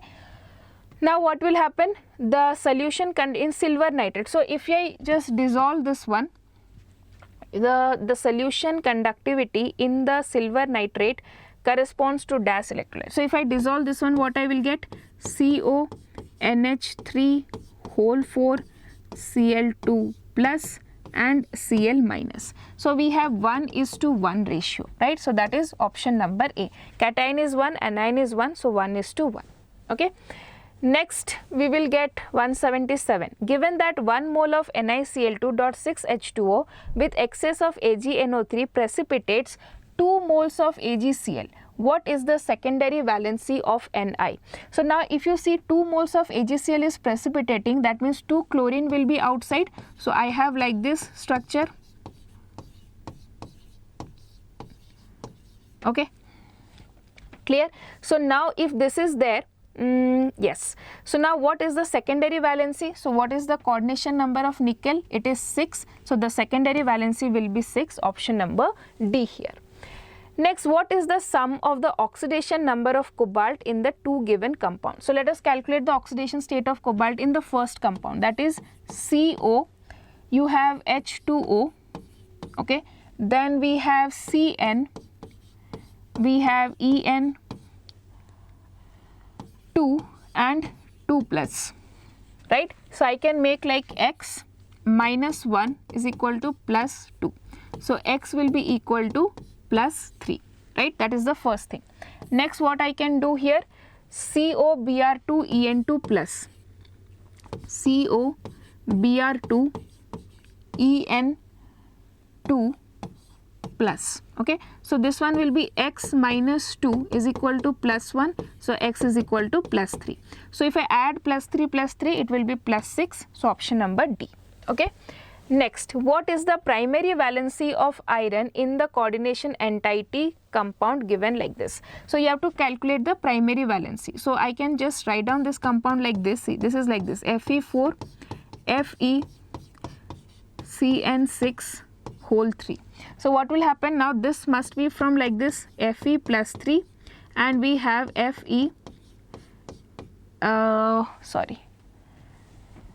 we have Fe CN6 4 minus. Okay, so in this I want to calculate. So if I crisscross this, I would have got this compound. So this is the here. So what will be the oxidation state of this one in this compound? So it is x minus 6 is equal to minus 4, x is equal to plus 2, right? So that is option number B. Primary valency of iron. Primary valency means the oxidation state of iron is plus 2. Next, which of the following compounds has enantiomers? Enantiomers means you should have a non-superimposable mirror image for that compound. For that FeCN6, okay, it will not have. Why? Because it is an octahedral and all the groups are same. Now if you see ZnOH, here also all the ligands are same, that will not happen. PDCl4, all the ligands are same, that will also not show. If I see do AlC2O4, so AlC2O4 is what? A chelating ligand. I can draw its structure like this. Okay, now if I draw the mirror image, it will be like this. Yes, I can draw like this, right? So these two are non-superimposable mirror images and they are also enantiomers. So option number B is the correct answer. Next, the linkage isomerism is seen in compounds having dash type of ligands. So for linkage isomerism, we need ambidentate ligand. So option number D here. Okay.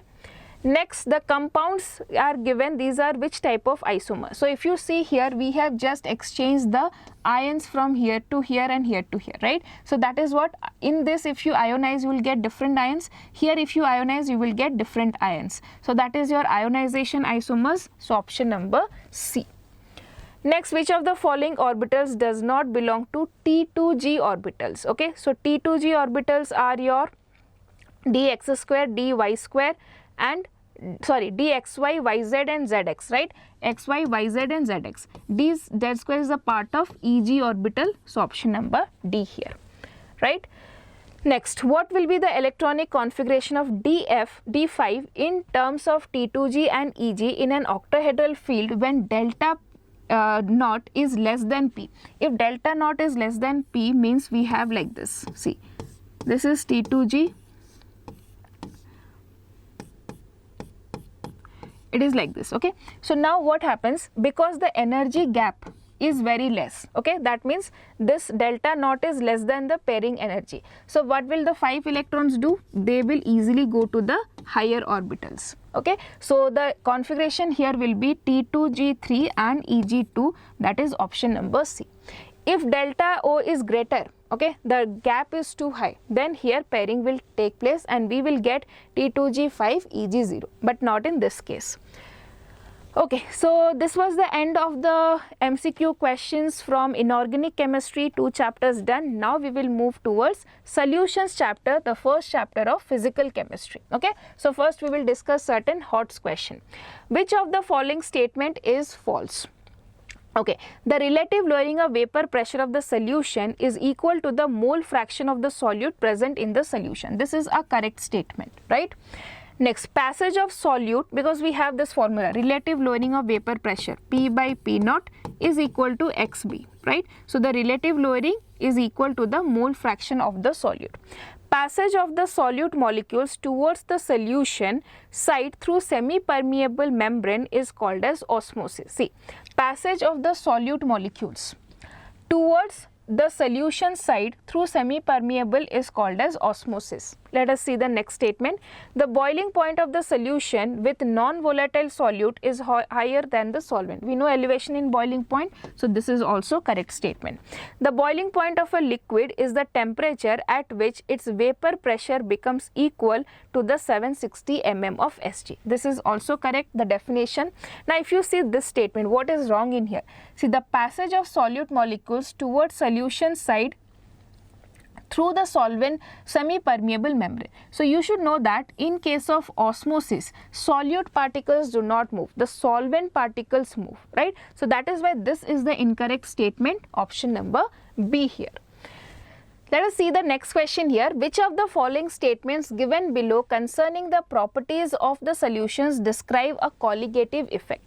So now here you can see vapor pressure of pure water decreases by the addition of nitric acid. This statement is correct. When water and nitric acid is added, right, what happens? The force of interaction increases, they show a negative deviation, and that is why the vapor pressure decreases. But this is not a colligative effect. Okay, so that is why this is not the correct statement. Boiling point of pure water decreases by the addition of ethanol. Now when you add ethanol, what will happen? Again, the force of interaction will increase, the boiling point of water will increase, okay, it will not decrease, and this is also not a colligative property, so we can eliminate. Boiling point of pure benzene increases by the addition of toluene. This is, see, benzene and toluene will have their ideal solutions, okay, so that is why there is no change in the boiling point when you add benzene to toluene, so that is also not a correct statement. Vapor pressure of pure benzene decreases by the addition of naphthalene. Yes, naphthalene is a non-volatile solute, so when you add this to the benzene, the elevation in boiling point takes place and the vapor pressure will also decrease. So option number D is the correct answer here. Next, molar solubility of helium, nitrogen and oxygen are plotted against the partial pressure of the gas at constant temperature. Henry's law constant for these gases will lie in the following sequence. So now if I take, see, if I take one constant pressure, let me consider this pressure, okay. At this pressure I can see that oxygen solubility is maximum. So if solubility of oxygen is maximum, its KH value will be minimum, right? We know this relation, right? KH is inversely proportional to the solubility of the gas, okay. So that is why it has to be oxygen, then N2 and then He. I hope this is clear. Next, Pi 1, Pi 2, Pi 3, Pi 4 are the osmotic pressures of 5% solution of urea, fructose, sucrose and KO, okay. So we have what? Urea, okay, then we have fructose, we have sucrose and KO, okay. So now you see these all are non-electrolyte, but I, here it is the I value is 2, okay. So definitely, so this is Pi 1, Pi 2, Pi 3 and Pi 4. So definitely I can say that this value, this KO will have the highest osmotic pressure. So Pi 4 will be maximum, I can eliminate these two options. Next, if I see what, okay, now what is the formula of pi?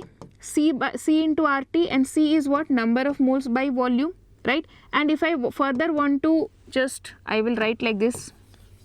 What is the formula of C? Given mass, okay, by molar mass into 1 by V, right? So molar mass is here something which is affecting, because this W is same for everyone, 5 gram, and this V is also constant, R is also constant, T is also constant. Molar mass is something which is variable for all of them. So I can say that pi, if it is increasing, molar mass will decrease, or if I can say if molar mass is less, pi will be higher. So if you see after this, the molar mass of urea is 60, this is 180 and this is 342. So whose molar mass is least? Urea's molar mass is least. So that means its pi value will be highest. So I will get after that pi 1, pi 1. After that it will be fructose pi 2, and here it is pi 3. So option number C here, okay. Next, the mixture which shows positive deviation from Raoult's law. Positive deviation means the interaction between them is weaker. So if you see, we have ethanol and acetone. Ethanol have very strong hydrogen bonding, but when we add acetone to it, its hydrogen bonding is disturbed. The bond between AB is weaker than AA interaction. So that is why option number B. This type of questions you will find many, so you should remember the examples. Okay. Next, concentration terms like mass percentage, ppA, mole fraction and molality do not depend on temperature. However, molarity is a function of temperature because, so in molarity we have volume. Volume is affected by temperature, so that is why molarity is also affected by temperature. So volume depends on temperature and molarity involves volume. That is option number A. Okay. Next, assertion reason question. Molecular mass of benzoic acid when determined by colligative property is found higher. Dimerization of benzoic acid in the solution. Yes, so we have actually added 1 mole of benzoic acid, okay, but when it goes into the solution there is dimerization and the total value that is calculated is higher than the expected value. Now this is because dimerization takes place. So yes, assertion and reason is correct, and reason is the explanation for assertion. Next, the mole fraction of solvent is 0.9. The relative lowering of vapor pressure is. This is very simple question. We know that the relative lowering vapor pressure is equal to mole fraction of the solute. Now, if the mole fraction of the solvent is 0.9, mole fraction of the solute should be 0.1. So, 0.1 will be option number A here. Okay. Next, dissolution of calcium chloride in water is exothermic process while that of ammonium nitrate is endothermic process. The observation is, okay, so if this is an exothermic, if you reduce the temperature, solubility will increase. If it is an endothermic, if you increase the temperature, solubility will increase. Okay, solubility of calcium chloride decreases with the increase in temperature. Yes, that is correct. It will decrease. It will increase if you decrease the temperature, and that of ammonium nitrate increases with the increase in temperature. Yes, this statement is correct because it is exothermic, right? So exothermic means if you decrease the temperature, solubility will increase. If you increase the temperature, solubility will decrease. So that is why here the solubility decreases with the increase in temperature. Next, we have 194 question. When acetone and chloroform are mixed together, which of the following observation is correct? So here what happens when we mix them, okay, we get a interaction between A and B. So what happens? This AB interactions is stronger than AA and BB. So AA-BB interactions are stronger? No. AA-BB interactions are weaker than AB interactions. Yes, this is the correct statement, option number B here. Next, we'll do some exemplar questions from this chapter. Which of the following units is useful in relating the concentration of solution with vapor pressure? So we use mole fraction, right? So option number A here. Next, on dissolving sugar in water at room temperature, solution feels cool to touch. Okay. When you are dissolving sugar to the solution is becoming cooler. Means what? It is an endothermic reaction, right? It is taking temperature, so it is becoming endothermic. Under which of the following cases the dissolution of sugar will be more rapid? So endothermic means if you increase the temperature, solubility will increase. So we have to increase the temperature, means we have to take hot water, cold water I can eliminate. Now sugar crystals and sugar powder, if powdered sugar is there, it can easily dissolve because of more surface area. So option number D here. Okay. Next, at equilibrium, the rate of dissolution of a solid crystal in a volatile solvent is. At equilibrium, rate of dissolution and rate of crystallization is equal to the rate of crystallization. Option number C. Next, a beaker contains a solution of substance A. Precipitation of substance A takes place when small amount of A is added to the solution. Then the solution is. So this happens if it is a supersaturated solution. You have dissolved more amount of solute by increasing the temperature. Now when you add a small amount of solute also, the rest of them will precipitate. Okay, so that is your option number B. Next, maximum amount of solute that can be dissolved in a specific amount of a given liquid solvent does not depend upon. So when you are dissolving a solid in a liquid, pressure has no role in that. So option number C here. Next, low concentration of oxygen in the bloods and tissues of the people living at a higher altitude is due to lower temperature, lower atmospheric pressure, higher atmospheric pressure, both low temperature and high atmospheric pressure. So it is because of low atmospheric pressure in the higher altitude. We know the solubility of a gas in a liquid depends upon the partial pressure of the gas. If the gas is less, the pressure is less, solubility will also be less. So that is why option number B. Now with this we have done with 200 questions till now, and we are just left with some 60-70 more questions. Let's rock into the next question. Consider the formation, breaking and strength of hydrogen bonds. Predict which of the following mixtures will show a positive deviation from Raoult's law. Positive deviation. Okay, so for positive deviation, if you see methanol and acetone, right? Methanol have very good strong hydrogen bonding. If you put acetone in that, the hydrogen bonding of methanol is disturbed. So that is why it will show a positive deviation, option number A. Next, colligative properties depends on the number of particles, or I can say the number of solute particles present in the solution, option number B. Which of the following aqueous solution should have the highest boiling point? So boiling point, you can see the concentration is same, so boiling point will depend on the I factor. So what is the value of I here? It is 2, here I is 3, here I is 2, here I is 2. So it is option number B here. Okay. Next, the unit of ebullioscopic constant is. So if you write ebullioscopic constant is delta T, okay, is equal to Kb into M, right? So delta T is equal to Kb into moles per kg. Okay. Now if I write Kb is equal to delta T by mole, molality. Delta T is K. Okay, molality is moles per kg. Okay, so what is the equation I'll get? Kelvin kilogram mole inverse, or option number A here. In comparison to a 0.01 m solution of glucose, the depression in freezing point of a 0.01 m MgCl2 solution is. So you can see here MgCl2 has I value is 3. So the depression will be thrice of this one, right? So that is why option number will be C. So now you can see if I take 0.01 m glucose, so delta TB is equal to delta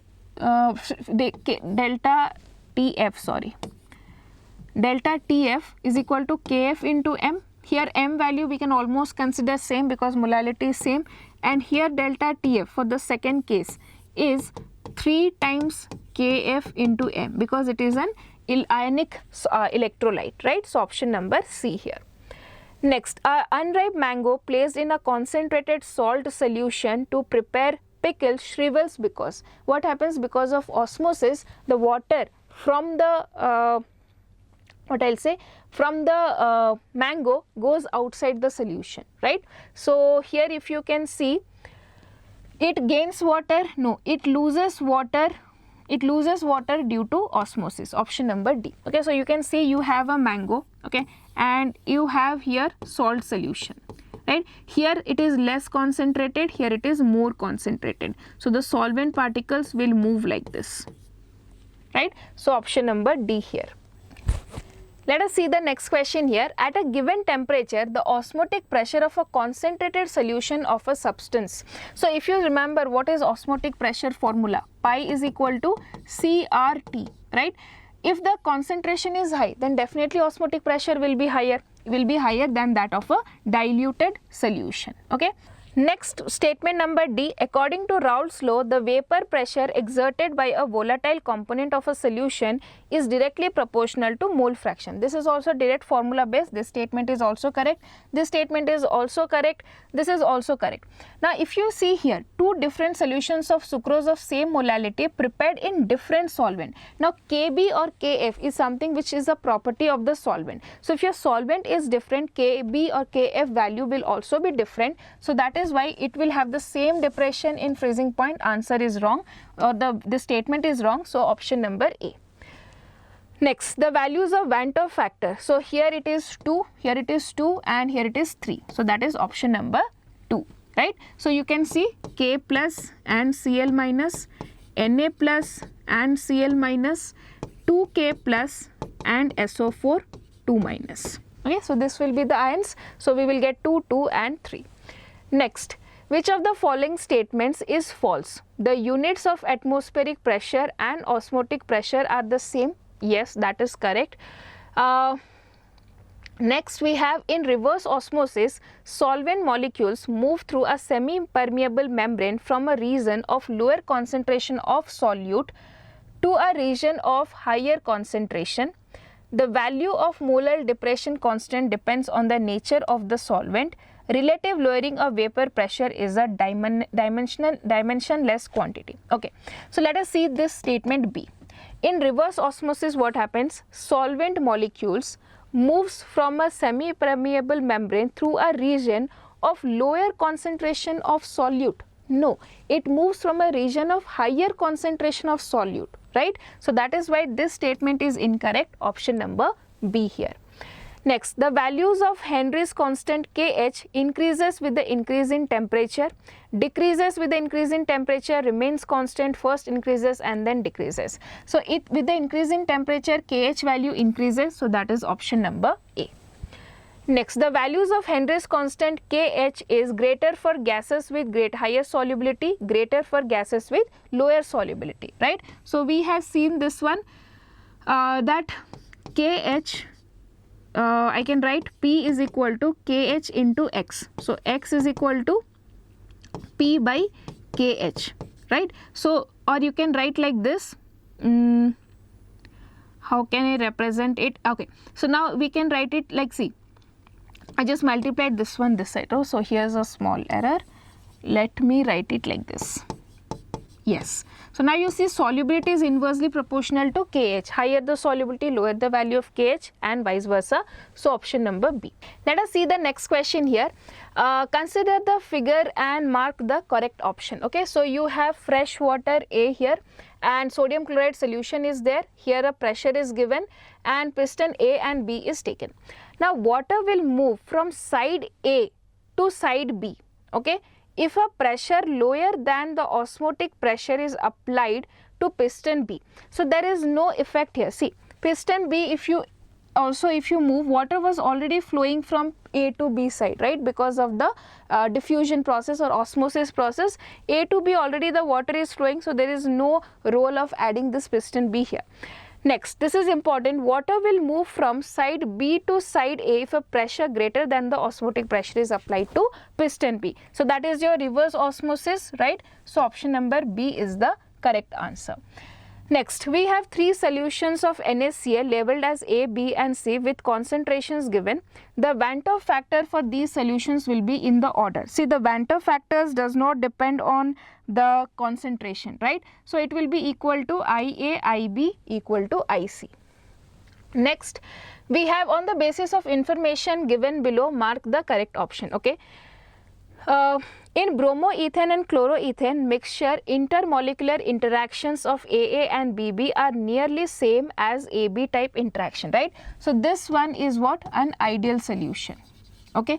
Next, in ethanol and acetone, the AA or BB interactions are stronger than AB interaction. So that means AB interaction is weaker. So this is your positive deviation, right? AB interactions are weaker. In chloroform and acetone, the mixture AA and BB type intermolecular interactions are weaker than AB interaction. So AB interaction is stronger, so that is your negative deviation. So these two are what? Does not obey the Raoult's law, that is obeying your Raoult's law. So I can say that solution B and C will follow Raoult's law? No. Solution A will follow Raoult's law? Yes. Solution B will show negative deviation? No. Solution C will show positive deviation? No. So option number B here. Next, two beakers of capacity 500 ml were taken. One of these beakers were labeled as A and was filled with 400 ml of water, whereas the beaker labeled B, okay, was filled with 400 ml of 2 molar NaCl solution. At the same temperature, both the beakers were placed in a closed container of same material and same capacity as in figure. At a given temperature, which of the following statement is correct about the vapor pressure of pure water and that of the NaCl solution? So vapor pressure in content A is obviously more than the vapor pressure B, because here, because of the solute, the vapor pressure will decrease, right? Next, in two liquids A and B form minimum boiling azeotope at some specific composition, then minimum boiling azeotope means it is showing positive deviation, means the A-B interactions are weaker, right? So I can say that AB interactions are weaker than AA-BB interaction. So option number D here. Next, 4 liter of 0.02 molar aqueous solution of NaCl was diluted by adding 1 liter of water. The molality of the resultant solution is. So we can use this formula, M1V1 is equal to M2V2. So the first, here it is 0.02 into 4 liter is equal to M2 into 5 liter. So if I just solve this, I will get 0.016. So that is your option number D here. Next question, on the basis of the information given below, mark the correct option. On adding acetone to methanol, some of the hydrogen bonds between methanol molecules break. So what is it showing? It is showing positive deviation, right? The interactions is now weaker. If it is showing positive deviation, then what it will show? Minimum boiling azeotope, right? So let us see the first option. At specific composition, methanol and acetone mixture will form minimum boiling azeotope and will show positive deviation. So option number A is correct here. Next, KH values are given. You have to arrange them in the increasing order of their solubility. So you can see whose KH, so argon value is this one, carbon dioxide value is this one, HCHO value is this one, and CH4 value is this one. So the least value will have more solubility. I can see here the value is least. So HCHO will have more solubility. We can remove this one. Okay. Next, you just check for carbon dioxide, next one which is there. So after that, the least value is for CH4, right? 0.413. So this one will be the next soluble. So we will have CH4 here. So option number C is the correct answer.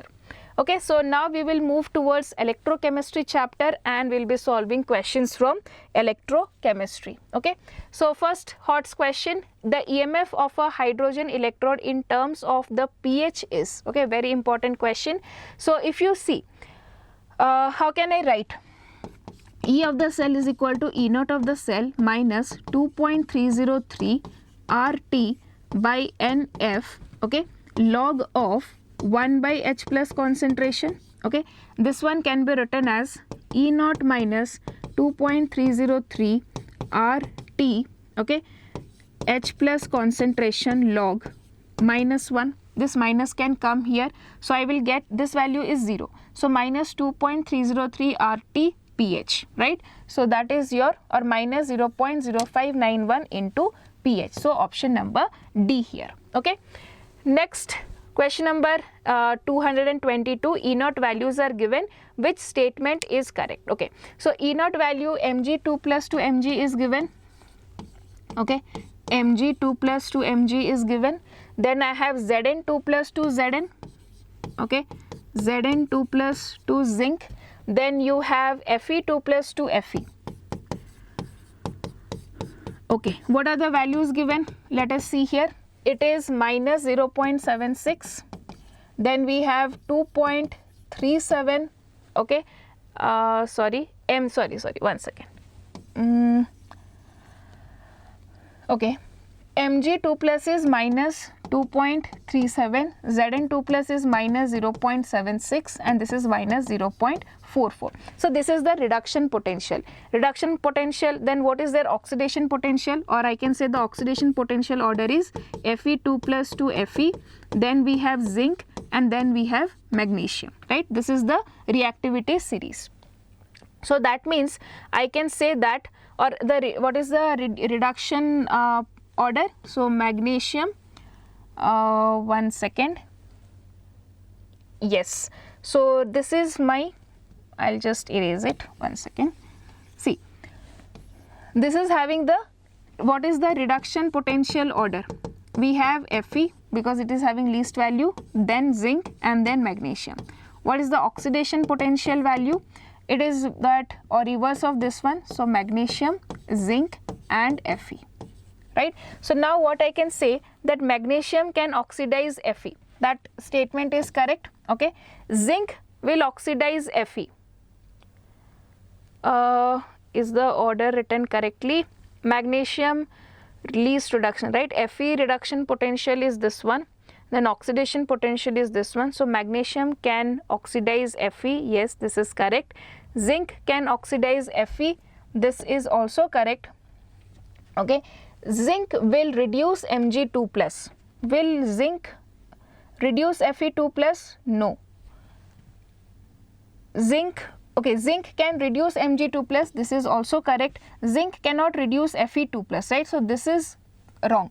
So which of the following statement here is not correct? The question is like this. So option number A is the correct answer. Okay. Next, the standard reduction potentials have been given. Reducing agent. So you know, to find the reducing agent, it will reduce others itself, it will get oxidized.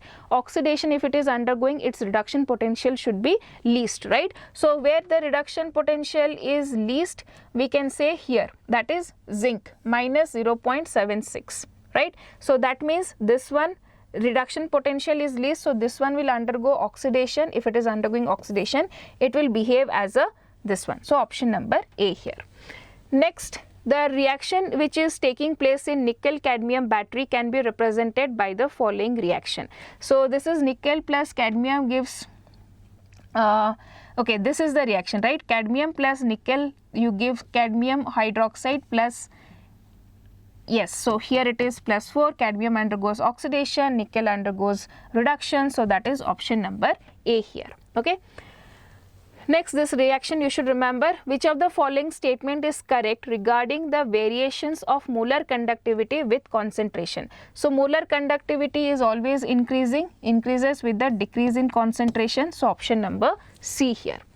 Next, consider the cell. The EMF of the cell can be increased by. Okay, so if you have this reaction, I can write equation like this. E of the cell is equal to E naught minus 0.059 by 2 log of, okay, log of Ag plus concentration will be 0.1, or I can just write it at 10 to the power of minus 1, okay, and Cu2 plus concentration is 10 to the power of minus 2, and this is 2 times, right? So if I want to increase the value, this term should be very less, right? So to make this value less, this is which concentration? This is your copper 2 plus concentration, and this is Ag plus concentration, right? So to increase or to lower this value, copper 2 plus concentration should be increased. So that this fraction is a lesser value, and you have to subtract a lesser number, and E value will be higher, right? So we can do that by increasing the concentration to 10 times in each half cell. Okay, so let us see the first option. Exchanging the concentration will not work here. Decreasing the concentration of the reduction side, where it is happening, this side. If you decrease the concentration of this one, there will be no change, that will not help us. Making the concentrations of 1 molar for each side, no, that will become again, this one will become 0, right? So this will also not help. Increasing the concentration to 10 times in each half cell. Okay, so if I increase the concentration, this one is also increasing, right? If this one is increasing, the overall concentration will decrease. So option number D here. Very tricky and good question. So a galvanic cell has an let's see the next question here. A galvanic cell has an electric potential of 1.1 volt, right? If an opposing potential of 1.1 volt is applied to this cell, then the cell reaction will stop and no current will flow through the cell. Okay, option number A. Next, which of the following is not correct? The metallic conduction is due to the movement of electrons. This is correct. You have to find not correct. The electrolytic conduction is due to the movement of ions. This is also correct. The current carrying ions are not necessarily discharged at the electrodes. The metallic conduction increases with the increase in temperature, whereas that of electrolytic conduction decreases with the temperature. No, for electrolytic conduction also, when the temperature increases, the conduction increases, right? So this is the wrong statement, okay, and this all statements are correct. Next, mark the correct Nernst equation for the following. Okay, this is very simple question. So E naught of the cell minus 0.0591 by N log of. So this reaction is like this, right? Fe is giving Fe2 plus. Okay, and here I have 2H plus 2 electrons gives H2. So what I can say, on the product side I have Fe2 plus, then I have H2. This is not there. Fe2 plus and this one, yes, Fe2 plus is there, H2 is there, and on the reactant side I have H plus square and Fe. So option number C is the correct answer. Next, the variation of lambda m of acetic acid with square root of concentration is represented by. So it is a weak acid graph is like this, okay, it increases exponentially. Now we'll do some exemplar questions here. Which cell will measure the standard electrode potential of the copper electrode? So if you remember, copper is having plus 0.34 electrode potential, hydrogen is taken as 0. So copper should behave as a cathode and it should be taken in 1 molar concentration, okay. So here we have 0.1 bar, so that is why we cannot consider this one. Here we have 1 bar, that is correct, 1 molar is there, but copper is considered 2 molar, so this is also wrong. Here it is 1 molar, here is also 1 molar, and copper 2 plus ion is also 1 molar. So yes, this can be considered for standard concentration. Here also it is not 1 molar, so this is also not correct. Next, we have been given with a graph here. The electrode potential for magnesium electrode varies according to the equation, this one. The graph of E naught of Mg2 plus 2 Mg versus log Mg2 plus. Okay, so you have drawn a graph for this one. Okay, so I can write like this equation, see, E of Mg2 plus 2 Mg is equal to E naught of Mg, okay, minus, see this one I can write it, take to the up, so this one I can 0.059 by N log of Mg2 plus concentration minus 1. Now this minus 1 can come here and this one will become plus here, right? So now if I draw a graph, this is y, okay, this is m, x, and this is c. So what is the slope? Slope is a positive slope with intercept is there, right? What is the intercept? This one. So the correct answer here will be option number B here, okay. So you have a positive intercept, a positive slope, so that is why option number B here. Next, which of the following statement is correct? E of the cell and delta G of a cell reaction both are extensive properties. E of the cell and delta G of the cell reaction both are intensive properties. E of the cell is an intensive and delta G of the cell is an extensive. E of the cell is extensive and delta G of the cell is intensive. See, E naught of the cell and delta G naught, these are intensive property, but if it is not standard condition, then these are extensive properties. So option number A here. Next, the difference between the electrode potentials of two electrodes when no current is drawn through it, that is your cell potential, right? Option number A. Next, which of the following statement is not correct about an inert electrode in a cell? It does not participate in the reaction, that is correct. It provides surface either for oxidation or for the reduction reaction. It provides surface for the conduction of electrons. It provides surface for the redox reaction. Yes, this is correct. Now, it does not provide surface for redox reaction. See, it can be either oxidation or reduction on one surface, okay. So that is why here we can say that option number D, oxidation or for reduction, is correct, okay. Next, 236, an electrochemical cell can behave like an electrolytic cell when the external cell potential is greater than E naught of the cell, that is option number C. Which of the statements about the solution of electrolytes is not correct? Conductivity of the solution depends on the size of the ions, this is correct. Depends on the viscosity, yes, this is also correct. Does not depend upon the solvation, this is wrong. It depends on the solvation, so option number C here. Next, using the data given below, find out the strongest reducing agent. Reducing agent means it will reduce others, it will undergo oxidation. If it is undergoing oxidation, here what is given to us? See, for okay, we have 4 of this one, right? So all of these are reduction potential. Let us check. Yes, all of them are reduction potential. Which is having lowest reduction potential? Lowest reduction potential is for this one, right? I can say here the lowest reduction potential is for this one. That means it will undergo oxidation. If this one is undergoing oxidation, it will behave as an reducing agent, right? So Cr, this reaction is more favorable. Okay, so it is chromium is undergoing oxidation and it will behave as a best reducing agent. So option number B. Whenever it is asked reducing agent, reduce others, itself it will undergo what? Oxidation. So which is having least reduction potential will have highest oxidation potential. So here this one is having highest least reduction potential, that means highest oxidation potential. So chromium will be the correct answer here. Using the data given in question number 8, find out which option the order of reducing power is correct. Now see, reducing power means it will reduce others, itself it will undergo oxidation. So again the oxidation just now we have discussed, chromium will be maximum. Okay, then let me just order this one. So according to oxidation, okay, so chromium Cr plus 3 to Cr, then I have next one is 1.33, right? So Cr2O7 2 minus 2 Cr3 plus, then I have after this 1.36 Cl2 to Cl minus, then I have MnO4. Okay, so I can see here chromium will first undergo oxidation, then here chromium 3 plus will undergo oxidation, then Cl minus and then Mn2 plus. Okay, so this has to be the order. So I have Cr, Cr3 plus, Cl minus and Mn2 plus, option number B here. Okay.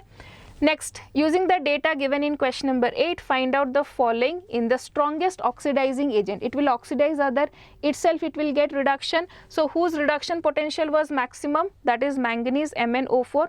So MnO4 minus will be the correct answer here, right? It is undergoing reduction, so it will behave as an oxidizing agent. Next, the same question, most stable reduced, okay, using the data given in question number 8 and find out the most stable ion in its reduced form. So if you see reduced form, where the reduction potential is maximum, Mn2 plus is having maximum reduction potential, it also have D5 configuration, so it is the most stable form, option number D. Let us see the next question here.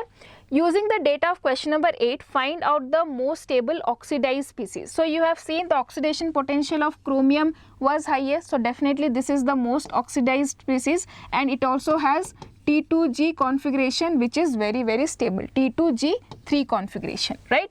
Next we will see the quantity of charge required to obtain 1 mole of aluminium. Okay, so if you see 1 mole of aluminium I want, so this reaction if I write, okay, here aluminium is in +3 state, right? I will get like this. So with the use of 6 electrons. So 6 Faraday is required for 2 moles. For 1 mole I will be requiring 3 Faraday.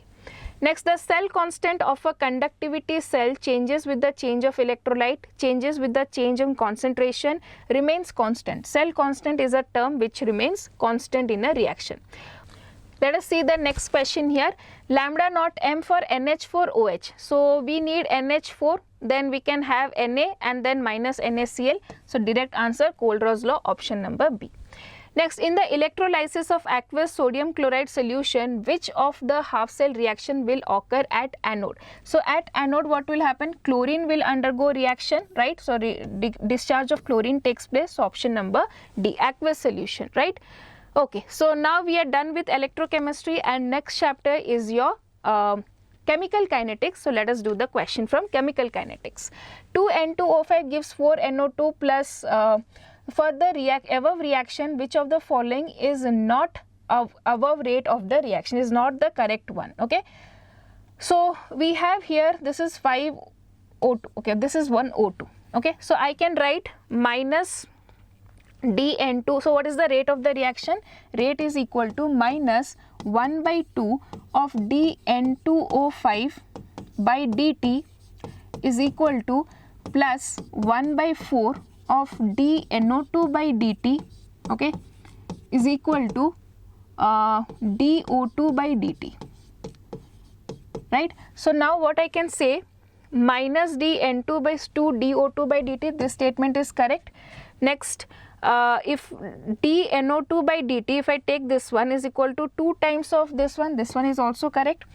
Then I can write dN2O5 by dt is equal to 4 times of, okay, dNO2, okay, this one I think, let us see the next one here.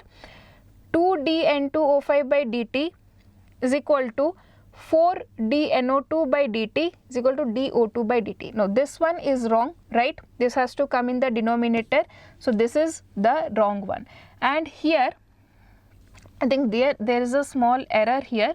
This one is dNO2, okay? dNO2 by dt is equal to 4 times of dO2 by dt, okay? This is the option is wrong, but correct answer is option number D. Next, consider the following statements for a zeroth order reaction. The rate of reaction is independent of the reactant concentration. Yes. The rate of the reaction is independent of the temperature. The rate law expression and unit of K is S. No, this is also wrong. The rate constant of the reaction is independent of the rate concentration. Okay, reactant concentration. Yes, this is also correct statement. So I have 1 and 4 only, option number D. Okay, rate of the reaction is dependent on the temperature. So this is also incorrect statement. Next, for a first order reaction, the time required for 99.9% to take place is, this we have already seen many times. We have proved that T 99.9 is 10 times of T 50%, right? So that is option number A here. Next, when the initial concentration of the reactant is doubled, the half-life period of a zeroth order reaction is. So if you see the half-life for a zeroth order, what is the formula? A0 by 2K, right? So if the rate initial concentration is doubled, that means the T half will also be doubled. So option number A, directly proportional. So I can write 2 A0 by 2K. So it is also doubled.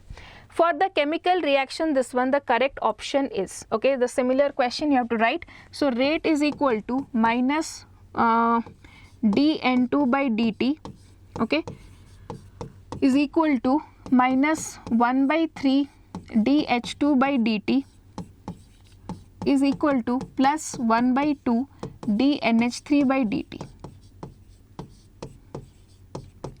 Okay, so what I will get here, see, you can see minus 1 by, so first one, 3 times of dH2 by dt is equal to 2 times. This is only incorrect. Okay, next we have to find the correct one. Minus 1 by 3 dH2 by dt is equal to 1 by 2 dNH3 by dt. This is correct. Next, minus H2 by dt is equal to 2 times. No, this is wrong. Then you have minus H2 by dt.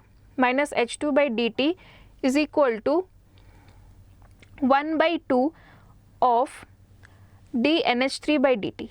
This is also incorrect. Okay, so I think there is some wrong in the option. Okay, so this one is the correct one. Okay, this is also incorrect, right? We have this relation, minus this 3 is not there. So correct answer is option number B here. We have to find the correct one. In collision theory, the chemical reaction ZAB represents what? It represents the collision frequency of reactants A and B. Okay. Next we have for a reaction enthalpy, the enthalpy of the reaction is minus 4.2 kilojoule per mole and the enthalpy of activation is 9.6 kilojoule per mole. The correct potential energy diagram. So now if you see that it is coming minus, that means what? It is an exothermic reaction. Enthalpy of product should be less than that of the reactant. Here this is endothermic. Okay, this is also endothermic, we can eliminate. Here it is almost not, it is not showing properly exothermic, endothermic, this is also wrong. Here we can clearly see that the product energy is less than the reactant energy. It is an exothermic reaction, so option number B. Okay, next the given graph is a representation of kinetics of the reaction. Okay, y and x axis for zeroth order and first order reaction respectively are. Okay, so if you have for zeroth order reaction, this side I can put rate and this side I can put concentration, right? So for 0th order, y will be rate, x will be concentration, okay? So that is why I can eliminate this option, I can eliminate this option. Now for first order, you know that the half-life, y will be half-life and x will be concentration. Y is T half and x is concentration. So option number A is the correct answer. Which of the following method is used as a trial and error method? So integrated rate law method is used as a trial and error method, where you will be given data, you just have to assume that it may be a first order and you substitute the data and calculate the k value. Similarly, you just calculate the k value for different data's value, and if the k value comes constant, then it is called a integrated rate law method. For a reaction A plus B gives C plus D, it is found that when the concentration of the reactant is taken as excess and the concentration of reactant A is increased by 4 times, the rate of the reaction is increased by 2 times. The order of the reaction with respect to reactant B is, okay, when the concentration of reactant is taken as excess and the concentration of the reactant A is increased by 4 times, the rate is increased by 2 times, okay. Let me just write down it. It is found that when the concentration of reactant B is taken as excess, the concentration of reactant, okay, I think one of the, here I think there is a missing concentration of B. So reactant B is like, if it is taken in excess, that means what? It doesn't have any role. So with respect to B, it is a 0th order reaction. So option number A, that is pseudo first order reaction. Okay, next we have some exemplar questions here. The role of catalyst is to change what? It will change the activation energy of the reaction. It reduces the activation energy. In the presence of a catalyst, the heat evolved or absorbed during the reaction remains unchanged. You know, delta H does not change, it gives you the same value of delta H. Activation energy of a chemical reaction can be determined by determining the rate constant at standard temperature, determining the rate constant at 2 different temperatures. We can use the equation log K2 by K1 is equal to EA by 2.303 R 1 by T2 minus 1 by T1. That will help you to calculate activation energy. Next, consider the figure and mark the correct answer. Activation energy of forward reaction is E1 plus E2 and product is less stable than reactant. Okay, so the activation energy is E1 plus E2, that is correct, and product, since it is having more energy, it is less stable. Okay, yeah, since the product is having more energy than reactant, it is less stable. So I think by reading this one, this statement feels correct. Let us see the next one. Activation energy of the forward reaction is E1 plus E2 and product is more stable. No, because product is having more energy, it will be less stable. So this statement is wrong. Activation energy of both forward and the backward reaction is E1 plus E2. No, for backward reaction it is E1, for forward reaction it is E1 plus E2. So this statement is also wrong. Activation energy of backward reaction is E1, yes, this is correct, and product is more stable than the reactant. No, products are again less stable because of more energy. So A is the correct answer. Next, consider the first order gas phase reaction. So if you have this type of equation, then the formula is Pi by 2 Pt minus Pi. So here some typing error, I will just tell you the answer. It is 2.303, right? One second. Let me write the full equation. Here are some typing errors, so do not worry. Let me tell you the answer. 2.303 by T log of Pi minus 2 Pi minus Pt. Okay, so that is your, I think option number B will be the correct one, but here some typing error is there. Next, according to Arrhenius rate constant K is equal to A into e to the power of minus Ea by RT. Which of the following graph represents ln K versus 1 by T? So if you remember ln K versus 1 by T, the slope is minus Ea. I can write like this, right? ln K is equal to ln A minus Ea by R into 1 by T. So here we have a negative slope of minus Ea by R. Okay, so this one, and the constant is this one. So option number A is the correct answer. Okay, let us see the next question here. Consider the Arrhenius equation given below and mark the correct answer. So we have K is equal to A by e to the power of EA by RT, right? So now if you see the statements, let us see the last statement. Rate constant increases exponentially with the decrease in activation energy. So if activation energy decreases, this term will decrease, this exponential will decrease, and rate constant will increase. And with the increase in temperature, if you increase the temperature, this exponential will decrease, again this one will decrease, and this one will increase. So option number D is the correct answer. Okay, next we have a graph of volume of hydrogen released versus time for the reaction between zinc and HCl is given.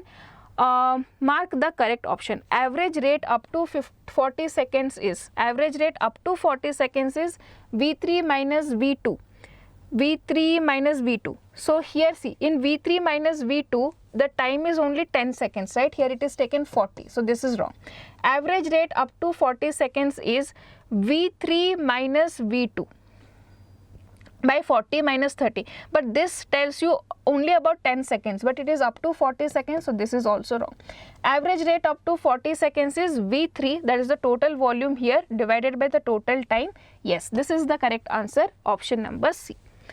Next, which of the following statements is not correct about the order of a reaction? Order of the reaction can be a fractional number, it is correct. It is experimentally determined, yes, that is also correct. It is always equal to the sum of the stoichiometric, no, it is not always equal to sum of the stoichiometric, so that is why option number C. Next, consider the graph given in figure. Which of the following options does not show the instantaneous rate of the reaction at 40th second? The same graph we have to refer. So at 40th of second, so if you see, if I consider V5, V2, V4, V2, so let us just see this graph first. Okay, so I can say at V5 it is 50 seconds, at V4 it is 40 seconds, at V4 and V5 both are, V4 and V5 both are 50 seconds, okay. Then I have at V3 is 40 and I have V2 is 30 and V1 is 20, okay.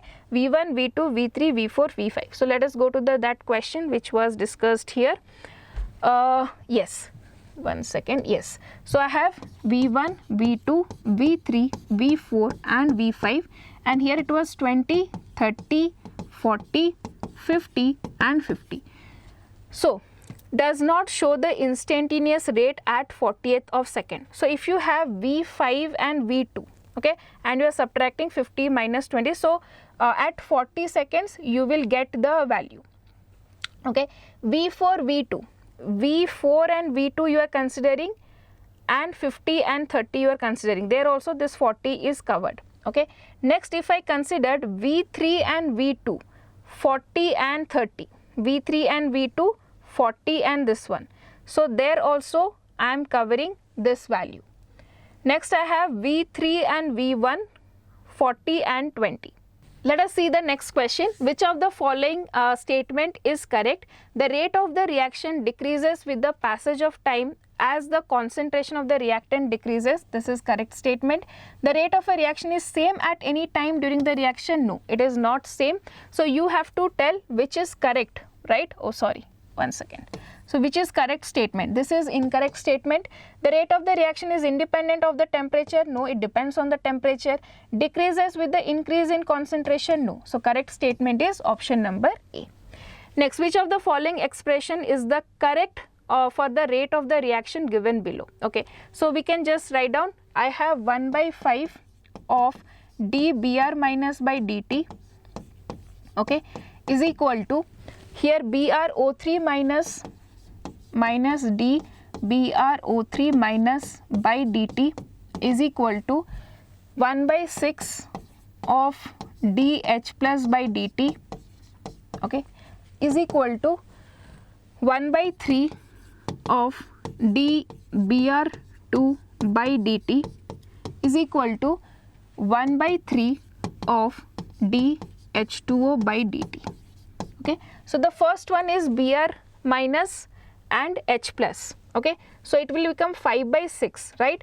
So correct. So this is incorrect because it has to be 5 by 6. Next, if I see Br minus and H plus. So it has to be 5 by 6. So this is also incorrect. Yes, this is 5 by 6. So option number C is the correct answer. Next graph, which of the following represents exothermic reaction? Okay, exothermic reaction. So exothermic means what? Heat is released out. Okay, the product energy will be less. So I have only A, that is option number A. Here it is endothermic and here it is equal. Reactants and products energy is equal. Okay, next the rate law of a reaction is given 2A plus 2B gives you C is found to be KAB. Concentration of B is double, keeping the rate A constant.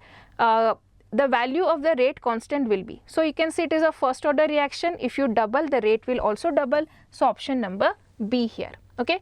Which of the following statements is incorrect about the collision theory? It considers the reacting molecules or atoms to be hard spheres. This is correct. You have to find the incorrect statement. Number of effective collisions determines the rate of the reaction. Yes, this is also correct. Collision of atoms or molecules possess sufficient threshold energy results into the product formation. Yes, this is also correct. Molecules should collide with sufficient threshold energy and proper orientation for the collisions to be effective. Now you can see this third statement here. Okay, collisions of atoms or molecules possessing sufficient threshold energy result in product formation. No, it should have sufficient energy plus proper orientation, then only it can result in product formation. So this is the incorrect statement, option number C. Okay, next a first order reaction is 50% completed in 1.26, then in how much time it will completed 100%? So just double it. So how much we will get? 2.52 into 10 to the power of 14, right? 50% in this much, 100% means another 50%, so that is double of this one. Okay, next we can see the order of the reaction we have to find out. Okay, so if I keep A constant, okay, if I doubling the B constant, so the rate is becoming 4 times, right? So with respect to B, it is second order. So I have only one option with that one, so option number A. And if I check A, so if I keep B constant, that is this one, if A is double, B is also double, so option number B here. Next, which of the following statements is not correct for a catalyst? It catalyzes the forward and backward reaction in the same extent, it is correct. Alters the delta G, no, it keeps the delta G value same, so option number B is incorrect. Next, the value of the rate constant of a pseudo first order reaction depends. Rate constant, see the rate constant will depend only on the temperature, it won't depend on anything, so it is depending only on the temperature. If the rate is asked, then rate is dependent on the concentration of the reactant in lesser amount, but rate constant depends only on temperature. Okay, consider the reaction A to B. The concentration of both the reactants and the products varies exponentially with time, which, so you know, reactant concentration will A to B, right? A is the reactant, A concentration will decrease and B concentration will increase. So A will have a starting point, B will have a starting point. So option number D is the correct answer. Here there is no starting point for A and B. Okay, so yes students, these were the most important and I can say exemplar previous year HOTS questions have been considered. If you have any doubt in any question, please put down in the comment section, I'll definitely address to it. And yes, this can be like if you study these many questions, practice these many questions, so definitely you will have an advantage in your preparation. So do watch this video and let me know your feedback in the comment section. So thank you for watching, and once again, please do not forget to subscribe the channel.